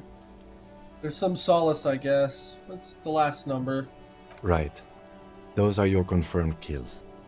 You've got precisely 3 perforations there. So I'm a killer? For an RCM officer, especially Precinct 41, which is in the Jamrock quarter, it's rather tame. I mean that in a good way. There are certain officers who treat their kills like some kind of ghoulish game. If they do happen to solve a case, it's usually by accident. Oh. But it seems as though you are, or at least were, one of the good ones. So we have that to be thankful for. Have you ever killed anyone, Kim? Yes. Oh. How do you handle the strain? Everyone has their own method of coping. Some more effective or self-destructive than others. Personally, I find it helps to keep up a few hobbies. Like what? Oh, this and that. Let's not get into it now. Maybe I should find a hobby. Why not gardening? You've already got the gloves. Oh, I should really take these off now. Thanks for this. The lieutenant nods. Let's go. Put the bludger away. Right. I'll go turn off the lights. Okay. Let's talk to... Wait, before we talk to the station, let's save again. I can't believe I get Kuno in the mouth successfully. Inside, you see a set of steering levers, a radio microphone, a pull-out toolbox, and the soft glow of the fuel preheater gauge. Pull out the toolbox. A metallic drawer slides out from under the seat and clicks into place. The tools inside are neatly organized. Kim is a man of culture. Take what you need, officer. It's going to be a long case. I'm not protective of my tools, like some men are. Take the hand crank flashlight. It's robust, weatherproof, and well-made. Police issue, blue. Lets you see things in the dark you would otherwise miss. Take the rubber-handled cutter box. The handles are long and sleek. Snap, snap, go the cutters in your hand. You can do good work with these. Cut chains, locks, and ropes, especially belts. Take the red hipped pry bar. The pry bar feels nice and cold in your hand, heavier than you'd think. Useful for opening all sorts of doors and lids. Push in the pull-out box. The pull-out toolbox slides back into its nest. Preheater gauge casts a warm glow on the steering levers and the radio on its hook. Run your fingers over the one of the steering levers. The white suede feels luxurious under the touch, and the metal clutch handle so very familiar in your palm. Continue. Your fingers waste no time closing around the handle. Clutch disengaged. Release the handle. Clutch drops. Right foot yearns for the familiar touch of the accelerator pedal. You have synced with the machine's mechanical circulation. How do I know how to operate? Do I know how to operate this machine? You feel an uninterrupted connection to the mechanics. Wait, does it mean I know how to pilot it? After a while, you realize silence is your only answer. Do what you will with it. Release the clutch and squeeze again. Of course it's only in your head. Of course it is. But it almost feels as if the clutch handle is gently squeezing back. This guy's a trip. How are you, my friend? The smell of freshly treated leather, the lack of dirt and dust on the dashboard, and a neat little brush in the cup holder, all seem to be whispering, I'm good, cherished and cared for, in the hands of a tending owner. Where have you been? At the bottom of the sea. What? So strange. The machine is not on the bottom of the sea at all. It's right in front of you. Took Well morale kept. damage! Why did it say that? Release the clutch. The handle is pulled back. Somewhere deep inside the drivetrain, the disc is mated to the flywheel again. Continue. In the cabin, you see a set of steering levers, a radio on a hook, a pull-out toolbox, and the soft glow of the fuel preheater gauge. Tap on the fuel preheater gauge. As you tap on the gauge, the indicator pin jerks as if startled. It's in the large orange sector, indicating the engine is warm. Next to the gauge is a red switch labeled heat. Now, that's enough fun with the foldable headlights. I know they are mesmerizing. They are also fragile. I'm not going to turn it on for you again. Close the door and leave. I'm gonna save before calling them because I only have 1 morale and I might die. I don't want to die because of I'm gonna let that morale slip because I got the point you see for a it. set of steering levers, a radio microphone, the Pick up frequency the tableau microphone. lights up, and the green button labeled Prime Line glows like a feline eye. And then you hear something. The soft purr of electrical kittens, radio waves cast far and wide over the metropolis. A woman's voice greets you through the static. This is Precinct 57. Hello, Lieutenant. How may I assist you? Oh, Alice. Hello, Alice. Please assist our colleague from the 41st precinct here. I'm putting him on. Continue. Operating the radio is easy. Just be confident. You've probably done it 1,000 times. Hi, Alice. This is the officer from the 41st precinct speaking. Nice to meet you. This is Officer Alice Demetri, Precinct 57. How may I assist you? Under the green Prime Line, a yellow saved button catches your eye. I wonder what Kim's default radio station is. Could you run a serial number for me for a pair of boots, armored boots for me? Sure, officer. What's the number? And the make of the armor, if you know it. I'm not going to say that whole thing. The make of the model of the armor is Fairweather T500VE. Got it. I'll contact the ICP database immediately. Call back tomorrow. Hopefully they'll have dug up something useful by then. The International Collaboration Police, ICP, is an inter-Isoleri law enforcement service, the crown jewel in the moral intern diadem, alongside EPIS and the coalition government. Could you contact me to the 31st precinct? I have something I need to report. Just a second, officer. 10-2, 10-5. This is 41st. Come in. Over. The man uses relay code. You got this. You're a cop, and cops know relay code. 10-4, Station 41. I've got an urgent business, over. 10-4, message received. 10-5, relay message. What's your status? Over. I'm just reporting in, over. 10-18, state your message, sir. I need to report my badge is missing. 10-9, over. My badge, I can't find it anywhere. Basically, it's gone. 10-4, message received. This is a very serious situation. I need to 10-22 the captain. Over. Is it him? What does he want? Says he lost his badge and needs to report it. He what? He lost his badge? Who lost his badge? Dick fucking Mullen. Who do you think? It's Officer Dick Mullen from the bestseller Dick Mullen and the Lost Identity. Dick Mullen is not your name. It's the name of a fictional detective who would not lose his badge. Defend yourself. Immediately. They're laughing at you.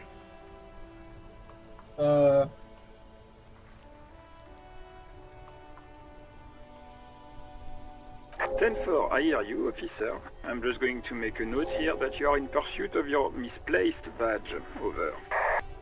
Continue. Fuck me. Mac, come here. You've got to hear this. Dick Mullen lost his badge. What's going on? Super Cop here lost his badge. He lost his what now? His badge. He lost his goddamn fucking badge. 10-9, come again. I didn't get that. Over. New heights even for Captain Sober. Ask him. Ask him if he's lost his gun too. Sergeant Orson wants to know if you lost your gun too. Oh, fuck. Oh, fuck. Even gonna- before you can get the words out, everything gets scrambled in your brain. Well, of course I didn't lose my gun. Fuck it, I didn't lose my gun. He says he didn't lose his gun. Or his fun, whatever that means. Ask him to describe it. His gun. Not his fun. Just the gun will do. Satellite Officer McLean requests a description of your weapon. Over.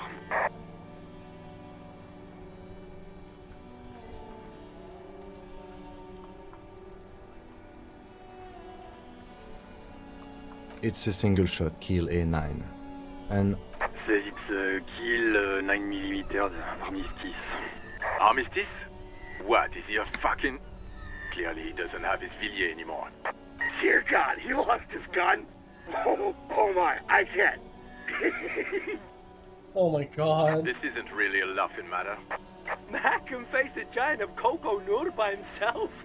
But Disco here made him piss his pants. God, I don't like these people. Oh, I can't. Fuck. He lost his... Ask him if he still got his wiener. Oh man. Wiener. Child. I'm not going to. Ask him. Sergeant Orson here is wondering if you are still in possession of your genitalia. Over. I left it at Mama. At his mama's after I fucked her ass all night. Tell him that. Yes, I lost my wiener too. Just lay off, okay? He acknowledges your joke and asks you to lay off. Lay off. Lay off? Tell him we'll lay off when he retrieves the goddamn police property that he has been entrusted with. Satellite Officer I heard him. I'm on it. 10-4, affirmative. Officer is in pursuit of his firearm. Oh God, I don't like these Officer, people. do you need further assistance? Over. Wait, sound on, but there's some personal details I'd like to discuss. Okay, 10-4, sir. I hear you. Relay your question. Over. Wait. Before you say anything stupid, think it through. You're going to be looking at a straitjacket if you tell everyone you lost your memory. Be smart about this. Ask if he's there alone. 10-4, sir. I'm not hearing your question. That's a negative, sir. I got a 10-12. Visitors present here. Over.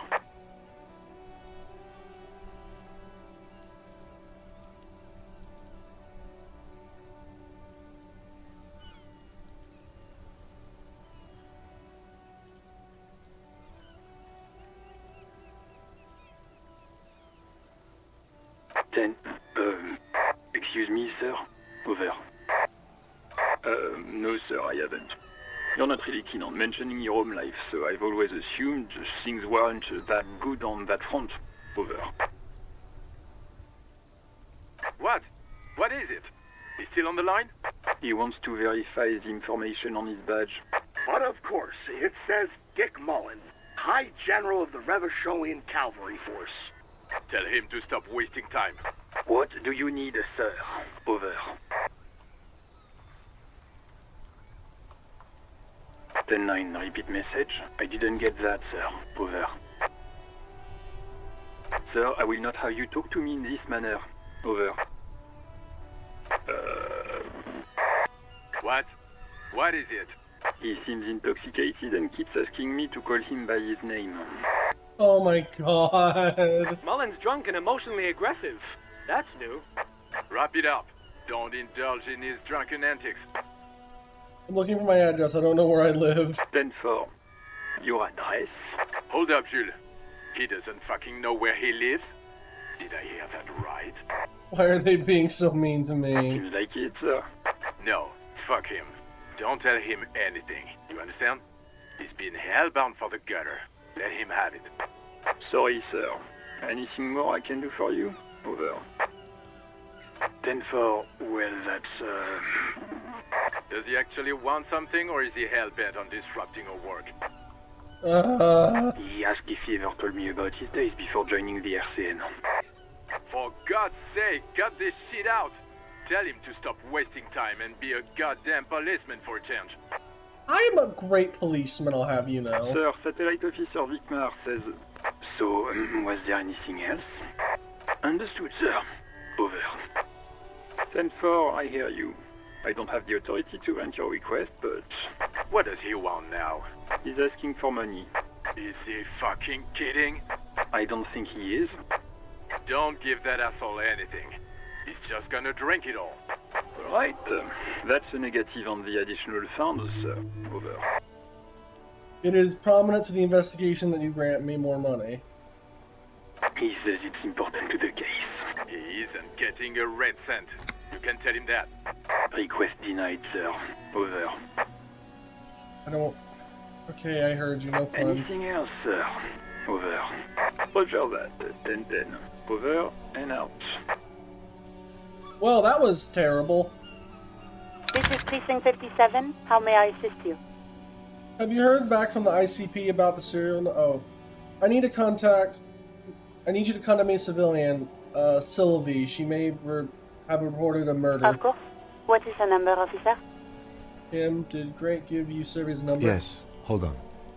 Her number is 005 1944 298. Received. Hold on, officer. Delicious ringtone. Wait patiently. Lieutenant Kitsuragi slowly begins to tap a little rhythm with his right foot. Quite a lot of time has passed.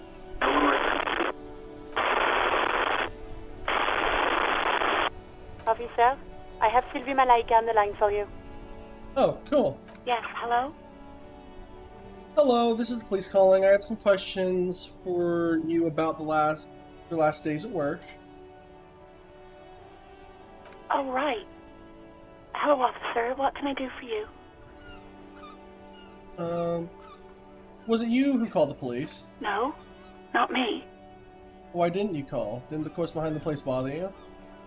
I'm not gonna... Do you know who made the call? No, sorry. I don't.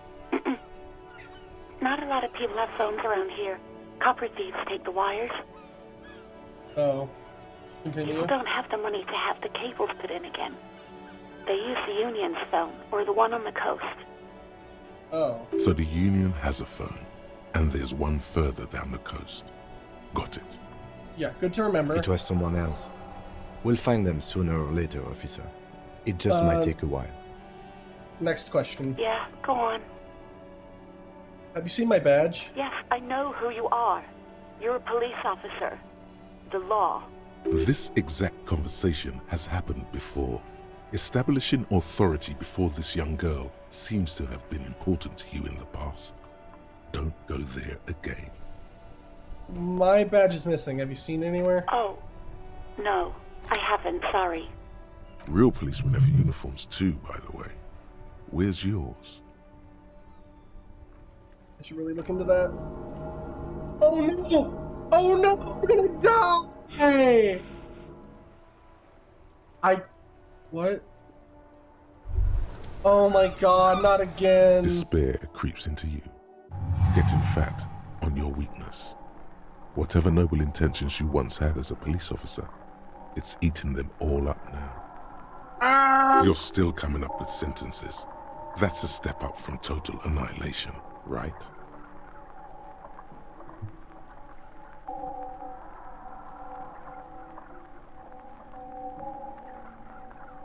Yes, it can be difficult to be on the receiving end of so much distrust and outright hatred.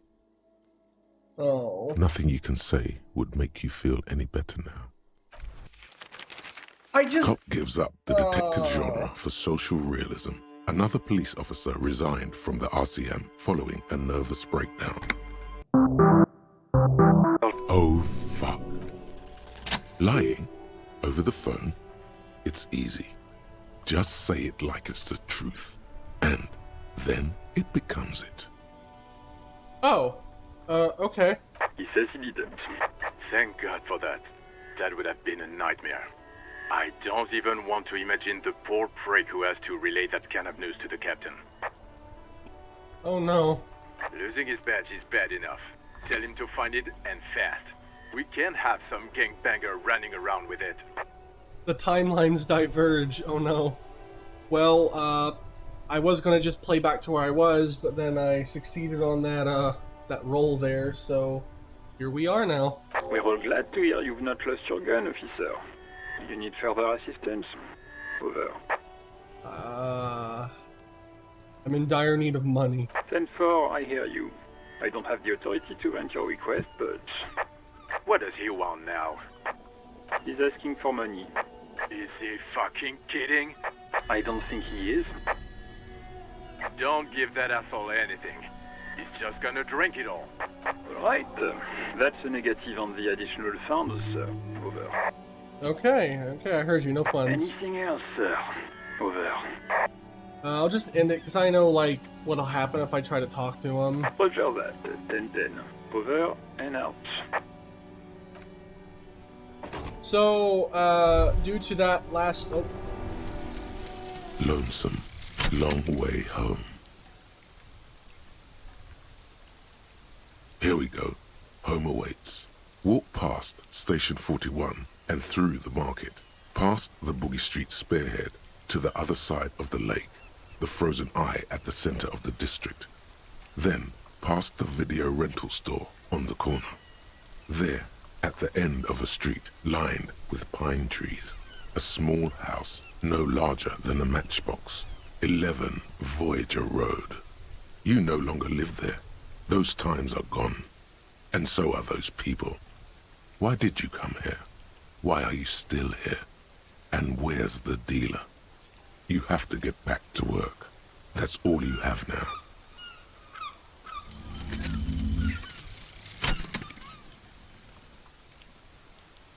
For the rest of the world, the Ace's Low is just some cool Revachol thing, politically neutral. In Revachol, it still holds revolutionary connotations. Also, have you looked at Lieutenant Kitsuragi's clothes? He wears a bomber jacket, just like the ones worn by aerostatic brigades. And those cargo pants look like they could fit tools for hot-fixing your burning aerostatic. You should ask him about this. Okay. Well, so I don't have a home is basically the consensus to that. I'm gonna save just because I don't want to die again. I don't have anything to save myself because I'm poor. You see a set of steering levers, a radio microphone. This is Precinct 57. How may I assist you? I need to contact her. What is her number, officer? Yes, hold on. Her number is 005 1944 298. Received. Hold on, officer.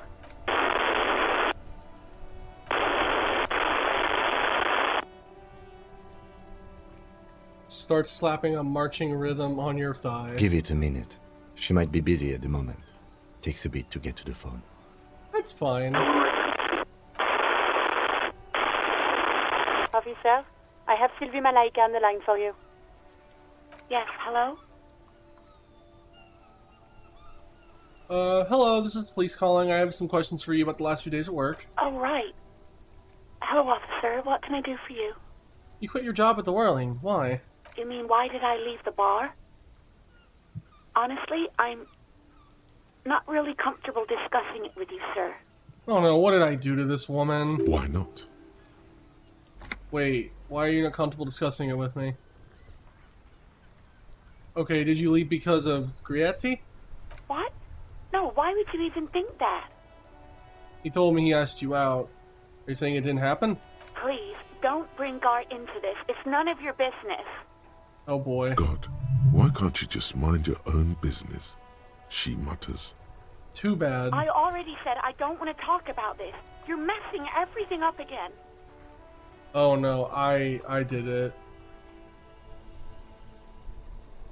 Did you know who put the victim's clothes in the trash? No, I don't know. It wasn't me. I haven't been out there since. I was terrified of the stench and the corpse. Have you seen my gun? Please, no. Not this again. Everyone saw your cool gun, detective. I showed you my gun? When did it happen? You were trying to impress some people with it. Everyone was eating, and... And what? What did I do? You were waving it around in everyone's face, begging them to describe it.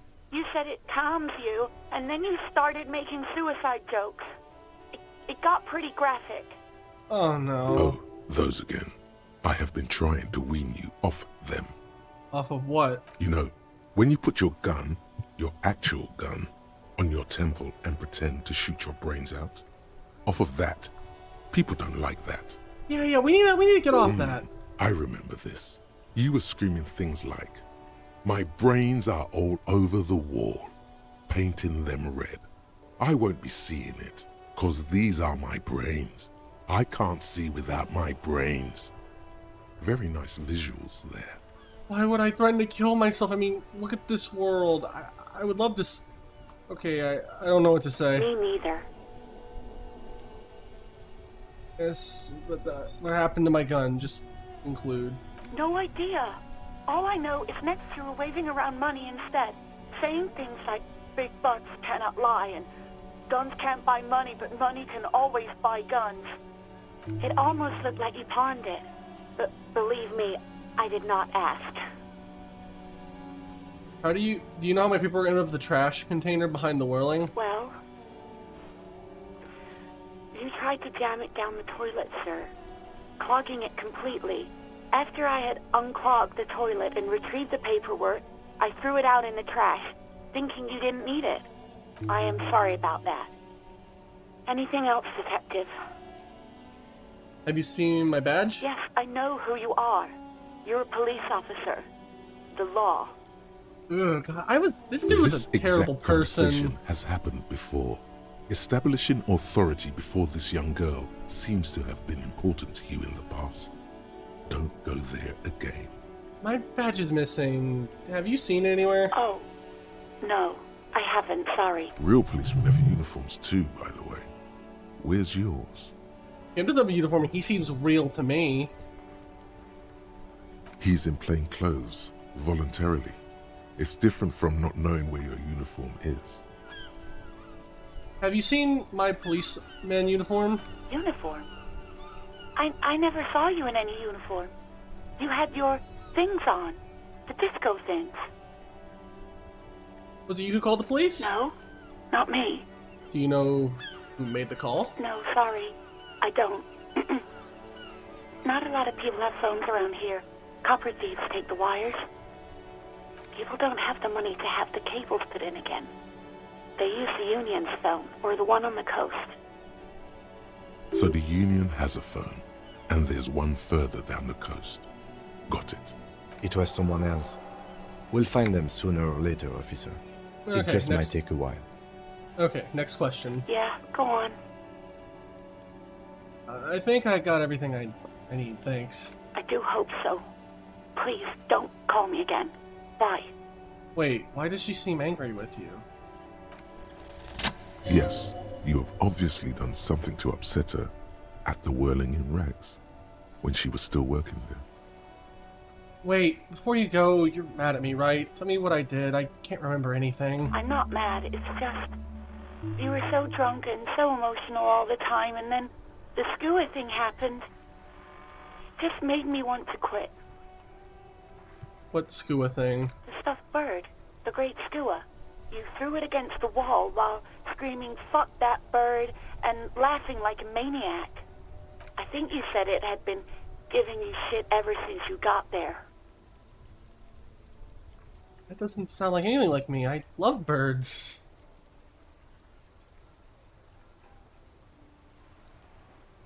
Yes, well, Rubbish. You're a green hat and feather-toting bird watcher. Actually, I think I might be a birdie. Jesus, you know? That's wonderful, really. Maybe you should keep pursuing that hobby. Maybe it would calm you down a little. Wait, you're telling me I was the one who made you want to quit? Yes, obviously. You were the worst client I've ever seen. And I have seen so many assholes in this place. I've had sailors fighting, union guys grabbing my ass, kids stealing booze. Once a guy was glued to the karaoke machine every night for 2 months. But you... Go on, I want to know what I did. Well, you were worse than all of them. Honestly, you were getting borderline aggressive. Even about little things like not turning down the volume at 3 a.m. I even liked one of those songs you kept listening to on repeat. No more. I hate it now. Hold on, which song? We Go On by the O.O. I can't listen to it anymore. You've turned it into a parody. Sorry about the song. To hell with that song. Then there was your room. Your project. An experiment to see how bad it can get in there. I tried to send the cleaner, but you wouldn't let me. Threatened to make me understand. I had no idea what you meant, and I don't want to know. And then screamed something about how you're a piece of shit human being, and why does anyone even let you work as a policeman? That you'd fire yourself, but you can't even do that. I'm sorry. And then I had to deal with your toilet. The one you clogged with police documents, causing water damage downstairs in the kitchen. I won't even mention you waving your gun around, harassing customers, threatening to sing karaoke, threatening to kill yourself. Okay, I get it. I wasn't a very good tenant. No, you really weren't. You were simply the worst. I'm truly sorry for everything, Sylvie. I was trying to show you the world of tomorrow. No! Man, you can really just be that person. I'm truly sorry for everything, Sylvie. God, I knew I shouldn't have brought it up. Just try not to call me again, and let's pretend it never happened. But when I spoke to Gret, it seemed like he thought you left because of him. Wait, really? No, this is absolutely not true. I like Guard. I really do. Didn't he cross a line when he asked you out? No, I was actually flattered. I've always liked him. It was just bad timing. With the corpse and all that. There's a pause. You can almost see her on the other side. The telephone cord coiled around her index. I didn't know what to say to him later. Then you came and destroyed the place. So I left without explaining. I should have told him, maybe. I can tell him. Okay, but please don't mess it up. Please don't take out your gun or something. Right. Thank you for talking with me. Take care. You hear a sigh of relief on the other end of the radio. Wordless, the call breaks. Then, the already familiar voice. Anything else I can help you with, officer? I'm done for now. End the call. 57's over and out.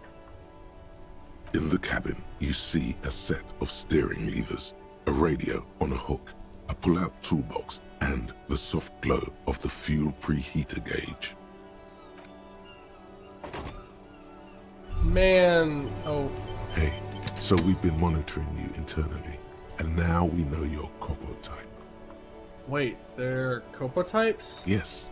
Guess what's yours? Some kind of weapon cop? Sorry, cop, I'm sorry, I'm not sure. I'm sorry you... Yes, sorry cop. The cop who's sorriest. Let's make it official then, shall we? Okay, but what are the other copper types? Oh, you know.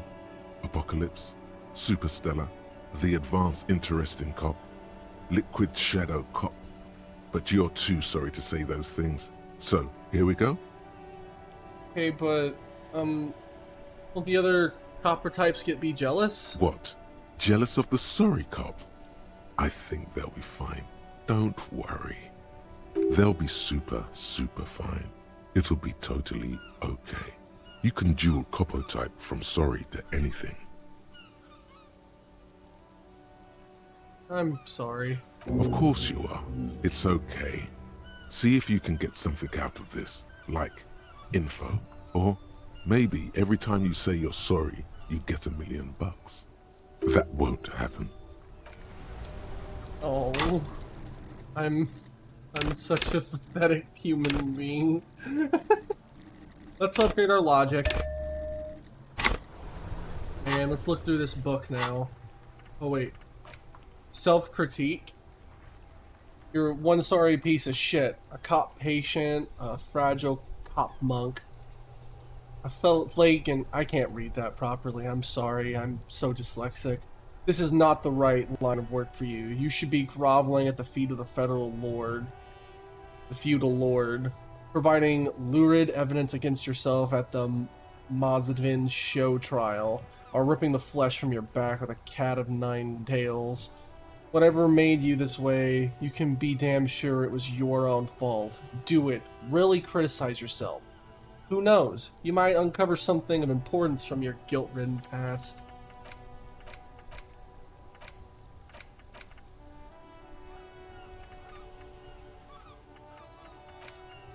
And I'm gonna do that next. I need to have some self-mourning right there, because I'm not a good person. Okay, well, after that little deviation from the actual timeline where I lied about my gun, let's, what do we have next to do? Oh yeah, let's talk to her. Let's talk to him real quick. I think he should know, because, you know, I gotta start working on my actions and how I affected others.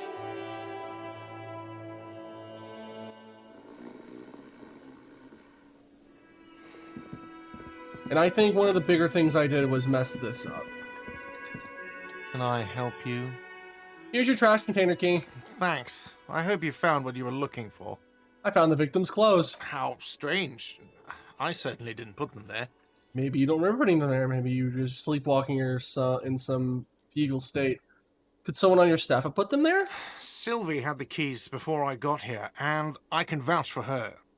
I can vouch for all my staff. None of us would tamper with the crime scene. Who else has the keys to the trash container? Trash collection service? CS Municipal. I don't see why they would put anything in the trash, though. Ah, the elusive CS Municipal. I doubt we'll be able to track down who was sent here last and when. This will have to be one of those little threats that solves itself down the road. Okay. Thank you anyway.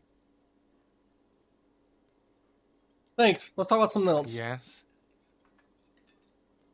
I talked to Sylvie. She left because of me, not you. Wait, what? But what about the bird? The bird? Yes, the bird. I found it lying on the floor with a broken wing the morning she left. She didn't break it. I did. I threw it against the wall. You broke the skewer! I assure you it was him.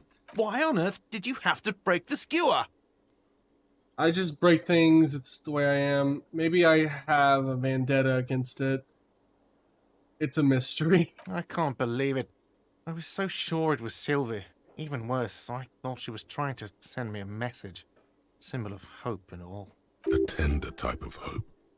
Something stirs in you. Perhaps this is why you broke it. All right. Did she say anything else? About me, you know? Did she say anything about me? She said it. She was flattered. It was just bad timing. Really? I should give her a call then. Thanks, I guess. Was there anything else you wanted, or...? We were sort of hoping there would be a gun, an expensive jewel, or at least a sword in it for you, if you deliver the message. Oh well. So about the money I owe. Yes. Have you got it? How much I owe you again? A lot. A lot. For the room, drinks, and broken window, 130 real. Actually, let's talk about something else. Like what? I was rarely enjoying talking about the money you owe me. Goodbye. Well, that's one thing. Now let's do this. Track down your gun. Oh boy. Hello, chef. A thin man is smoking below an exhaust hood, occasionally sipping from his mug. This must be the Whirling's cook. As you step in, he nods toward the table and says something in a completely foreign language. The only words you can make out are Garancy and Kubek. Okay, it's definitely not his name. Whatever you do, please don't call him Garancy Kubek. Please. It's not funny. Oh my god, my brain's so mad at me. Hello, sir. Got time for a few questions? The man puts his cup down and replies something, his left hand drawing arcs in the air. You've got some impressive pots there. I don't think... He smiles and bangs his ladle against each of his pots in turn. It's almost like music, especially with the sounds of assorted dishes boiling and simmering on the stove. I don't think I need anything else. Stay masculine. The aroma of spices, alcohol, and tomato hangs in the air. The dishes are drying. They smell of chemicals and pine tree. Hello again, sweetie. I'm not asking her for money. I feel so bad asking her for money.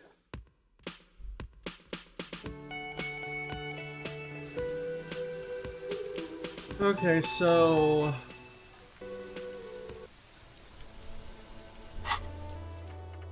Track down your gun, track down your badge. Wait, pawn shop. Pawn shop. Where's a pawn shop? I need to ask her. She has directions for me, always. Hello again, officer. Tell me exactly How what are you've things? how have you been doing in the greenhouse in March? Well, this might be the last snow we get. At least I hope so. Snow has nutrients in it. Helps everything green up in the spring. At least that's what my grandma always told me. Oh. Yes, think about the cute grandma, not the weird snow. Squat at your eyes and look at her intensely. Stop looking at her. Look around. What do you see? The traffic jam. That's right. And the canal, the bookstore, the harbor gates. This is a great vantage point for keeping an eye on you. Are you by any chance keeping an eye on us? No, of course not. I don't understand what this is about. The kid did this, right? The red-haired rat? Can't say a sentence without or kipped. He's always giving me trouble. I was talking to him, yes. No, that's not important right now. It is, because he sent you to harass me. He's playing you. He hates the police, okay? A lot of people do around here. You've been resting here for quite a while, haven't you? Yes, I'm tired. I understand. The RCM isn't welcome here, and the locals want to keep an eye on us. There's silence, the smallest of smiles. Oh. That's okay, miss. Do what you have to do. We need I think directions. Of course. Where to? What's in the west? It's just water. No, actually, I think they call it the Martinez Inlet. There are some islands in the bay, but they're hard to reach. What is in the south? Some shops and a bridge. The canal bridge leads to the coast, but it's broken, I think. Some kind of accident, probably. What's on the other side of the canal? Just coast. There's a little fishing village there, and a fish market. But that got closed down ages ago. What's in the east? The harbor gates. Some kind of commotion, I think. I don't follow the local politics. A fleet store, too. What is up north? There's the pier, the Cape Side apartment buildings, some more tenements. Not a lot, really. Where am I? What do you mean? I'm a bit disoriented. This is Raville, right? Yes, sir. District of Martinez. He knows where we are. He just wants directions. I messed up. I didn't hear what she said. Oh, I thought it was over. You know where I can find the representative of Wild Pines? Wild Pines? You mean the company woman? Yes, a representative of the harbor. She should have set up operations nearby. Oh, that must be the woman on the giant boat. There's one docked on the pier. It arrived a couple of weeks ago. It's very hard to miss. Thanks, that's all for now. No problem. I have to run. Okay, there has to be a pawn shop somewhere, right? Because the girl on the phone when I talked to her about my gun said I might have pawned it. Brits. I don't care about all this. It's down here.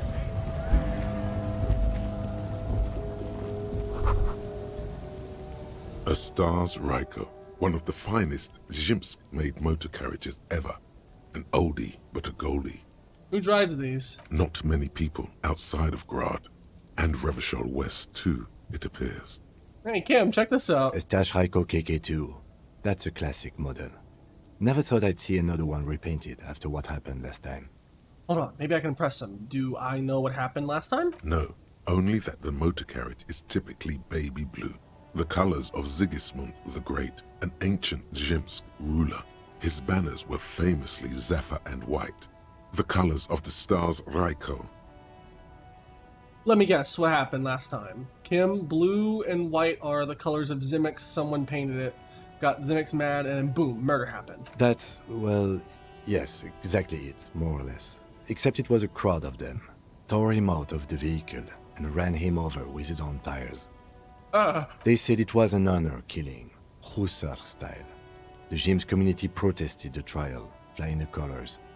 5,000 came to protest. Correction. 4,395. The fourth largest public protest of a criminal trial in Revachol. What did they sentence the killers to? 4 years for murder in Reunion. Oh. The perps were remorseful. Their sorry knocked 8 years off the sentence. That's the system. Oh. The prisons in the greater Revachol Industrial Harbor are already full. Prisoners are expensive to maintain. The longer the sentence, the larger the cost. Kim, could our hanged man have been the driver of this car? Could it be another Stash Ryko murder? Honestly, that just doesn't seem like the type of vehicle our dead guy would drive. So my initial guess is the two are not related. Interesting. Before we proceed, I've got an opinion on this paint job. Yes, detective?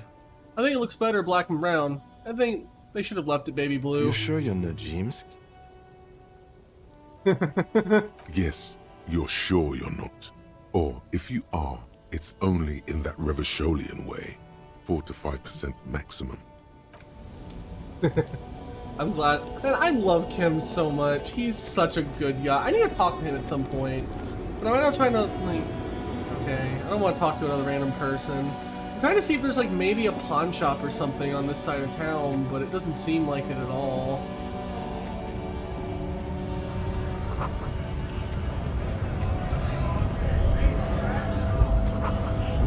The tease. How enigmatic.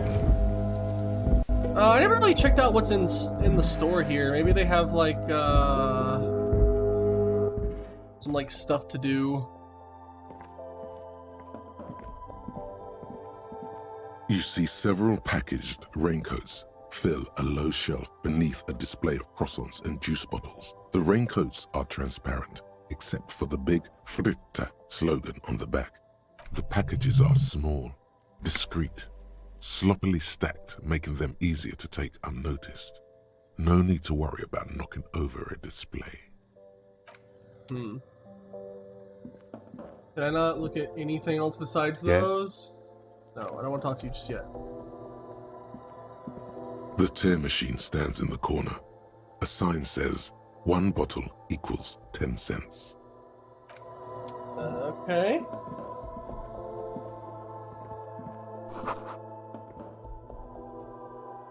Oh, there we go. Medicine. A small cabinet on the wall is filled with various medicine bottles, nasal sprays, and blister packs. They all bear the Saint-Baptiste Pharmaceutics logo. Their logo is the bloodless rose, pure white, untouched by harm. Just ask me if you need anything from Saint Baptiste. We don't stock prescription meds, but we do have Nosafed, Duramine, Magnesium, and Hypnogamma. I'll buy a thing of magnesium since my morale's low. Okay, here. I hope Saint Baptiste makes you feel better or something. What a sweet woman. Not really. A colorful display of cigarettes and alcohol bottles line the shop wall. The bottles wink at you in the light. The smokes too glitter in their wrapping. It's like looking into a kind of heaven. Your knees are weak. I have addiction problems. There, in that dark green glass, all in vain. The great flowing river of warmth, wine, alcohol, beer, alcohol, love, alcohol. This is not a good place for a recovering addict. Guess not, no. I'm obliged to inform you that both alcohol and cigarettes damage your health, but I guess you already know that. Yeah, let's leave. I don't need my character going back to his old ways. Well, at this point, I think done almost about everything I can do for messing with the body some more. What's my next objective? Buy flam pants for Kuno. Put the clothes in the trash. Find out who's in the union box. Interview the wide pans rep. Ooh, this one's run the number on the victim's armor. That's a timed one. Where's the rest of the armor? Find booze and drink it. We're not doing that because alcohol is bad. The pissing competition. Find out what that is. Get a reality luck lowdown. Pay for damages. So that should be our next big task, is to pay for those.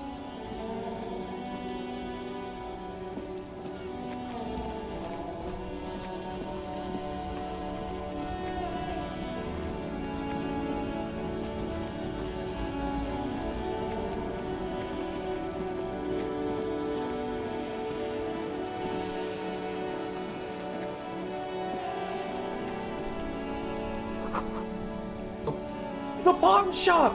Oh my god, I found it! That's really lucky. I just ran in a random direction. Okay.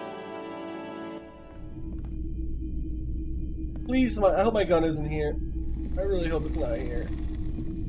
It's not often that I see officers from the RCM in my pawn shop. Oh no. What can I do for you? Sorry, I feel like I'm interrupting you. Oh no, not at all. I guess I haven't had many customers lately. RCM or otherwise. Oh. Who are your customers usually? All kinds of people come through here. Locals, travelers, people looking for a deal, people looking for a keepsake. People who are terminally bored. Wow, he's really aware of his demographic. As you can see, I have a wide selection of goods for everyone to choose from.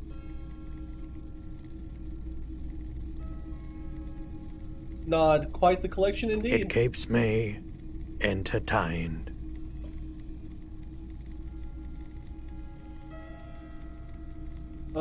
Is Roy high? And if yes, then what is he high on?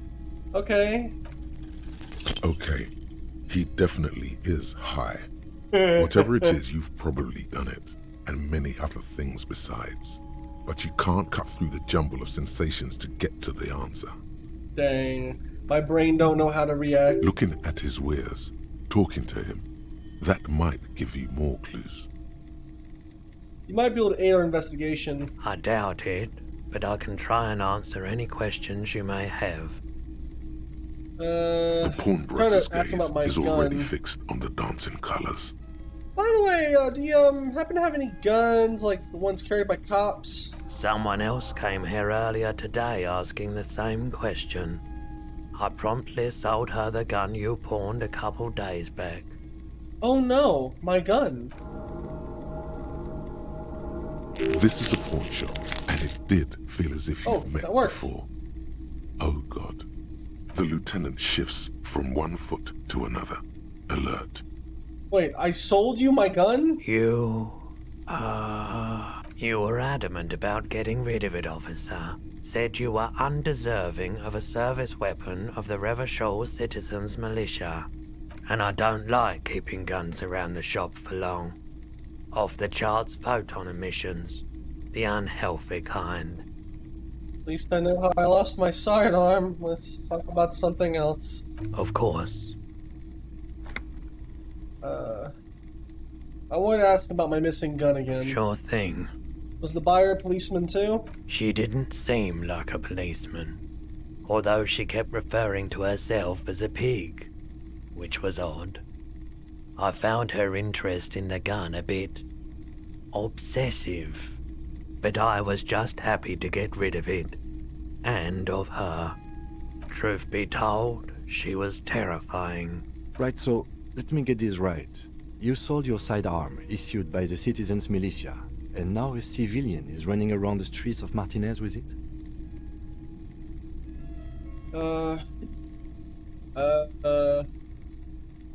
I'm sorry I sold my gun.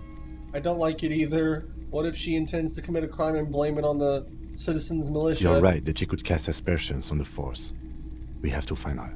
Any idea where I can find this buyer? My apologies, officer, but I have no idea where she was coming from or where she went. A needle in a haystack. There is nothing you can do about it now. You'll just have to hope you luck upon her somehow. Well, thanks for the review. Let's talk about something else. Man. Well, that's not good. That's not good at all. I think with that, I'm gonna let my character, who almost just died again from lack of morale, and stand out in the rain for a bit and think about his actions. But as for me, I'm probably gonna go live the rest of my day. Now, I hope you all have a wonderful day, and I'll see you on the next episode of Disco Elysium. Bye!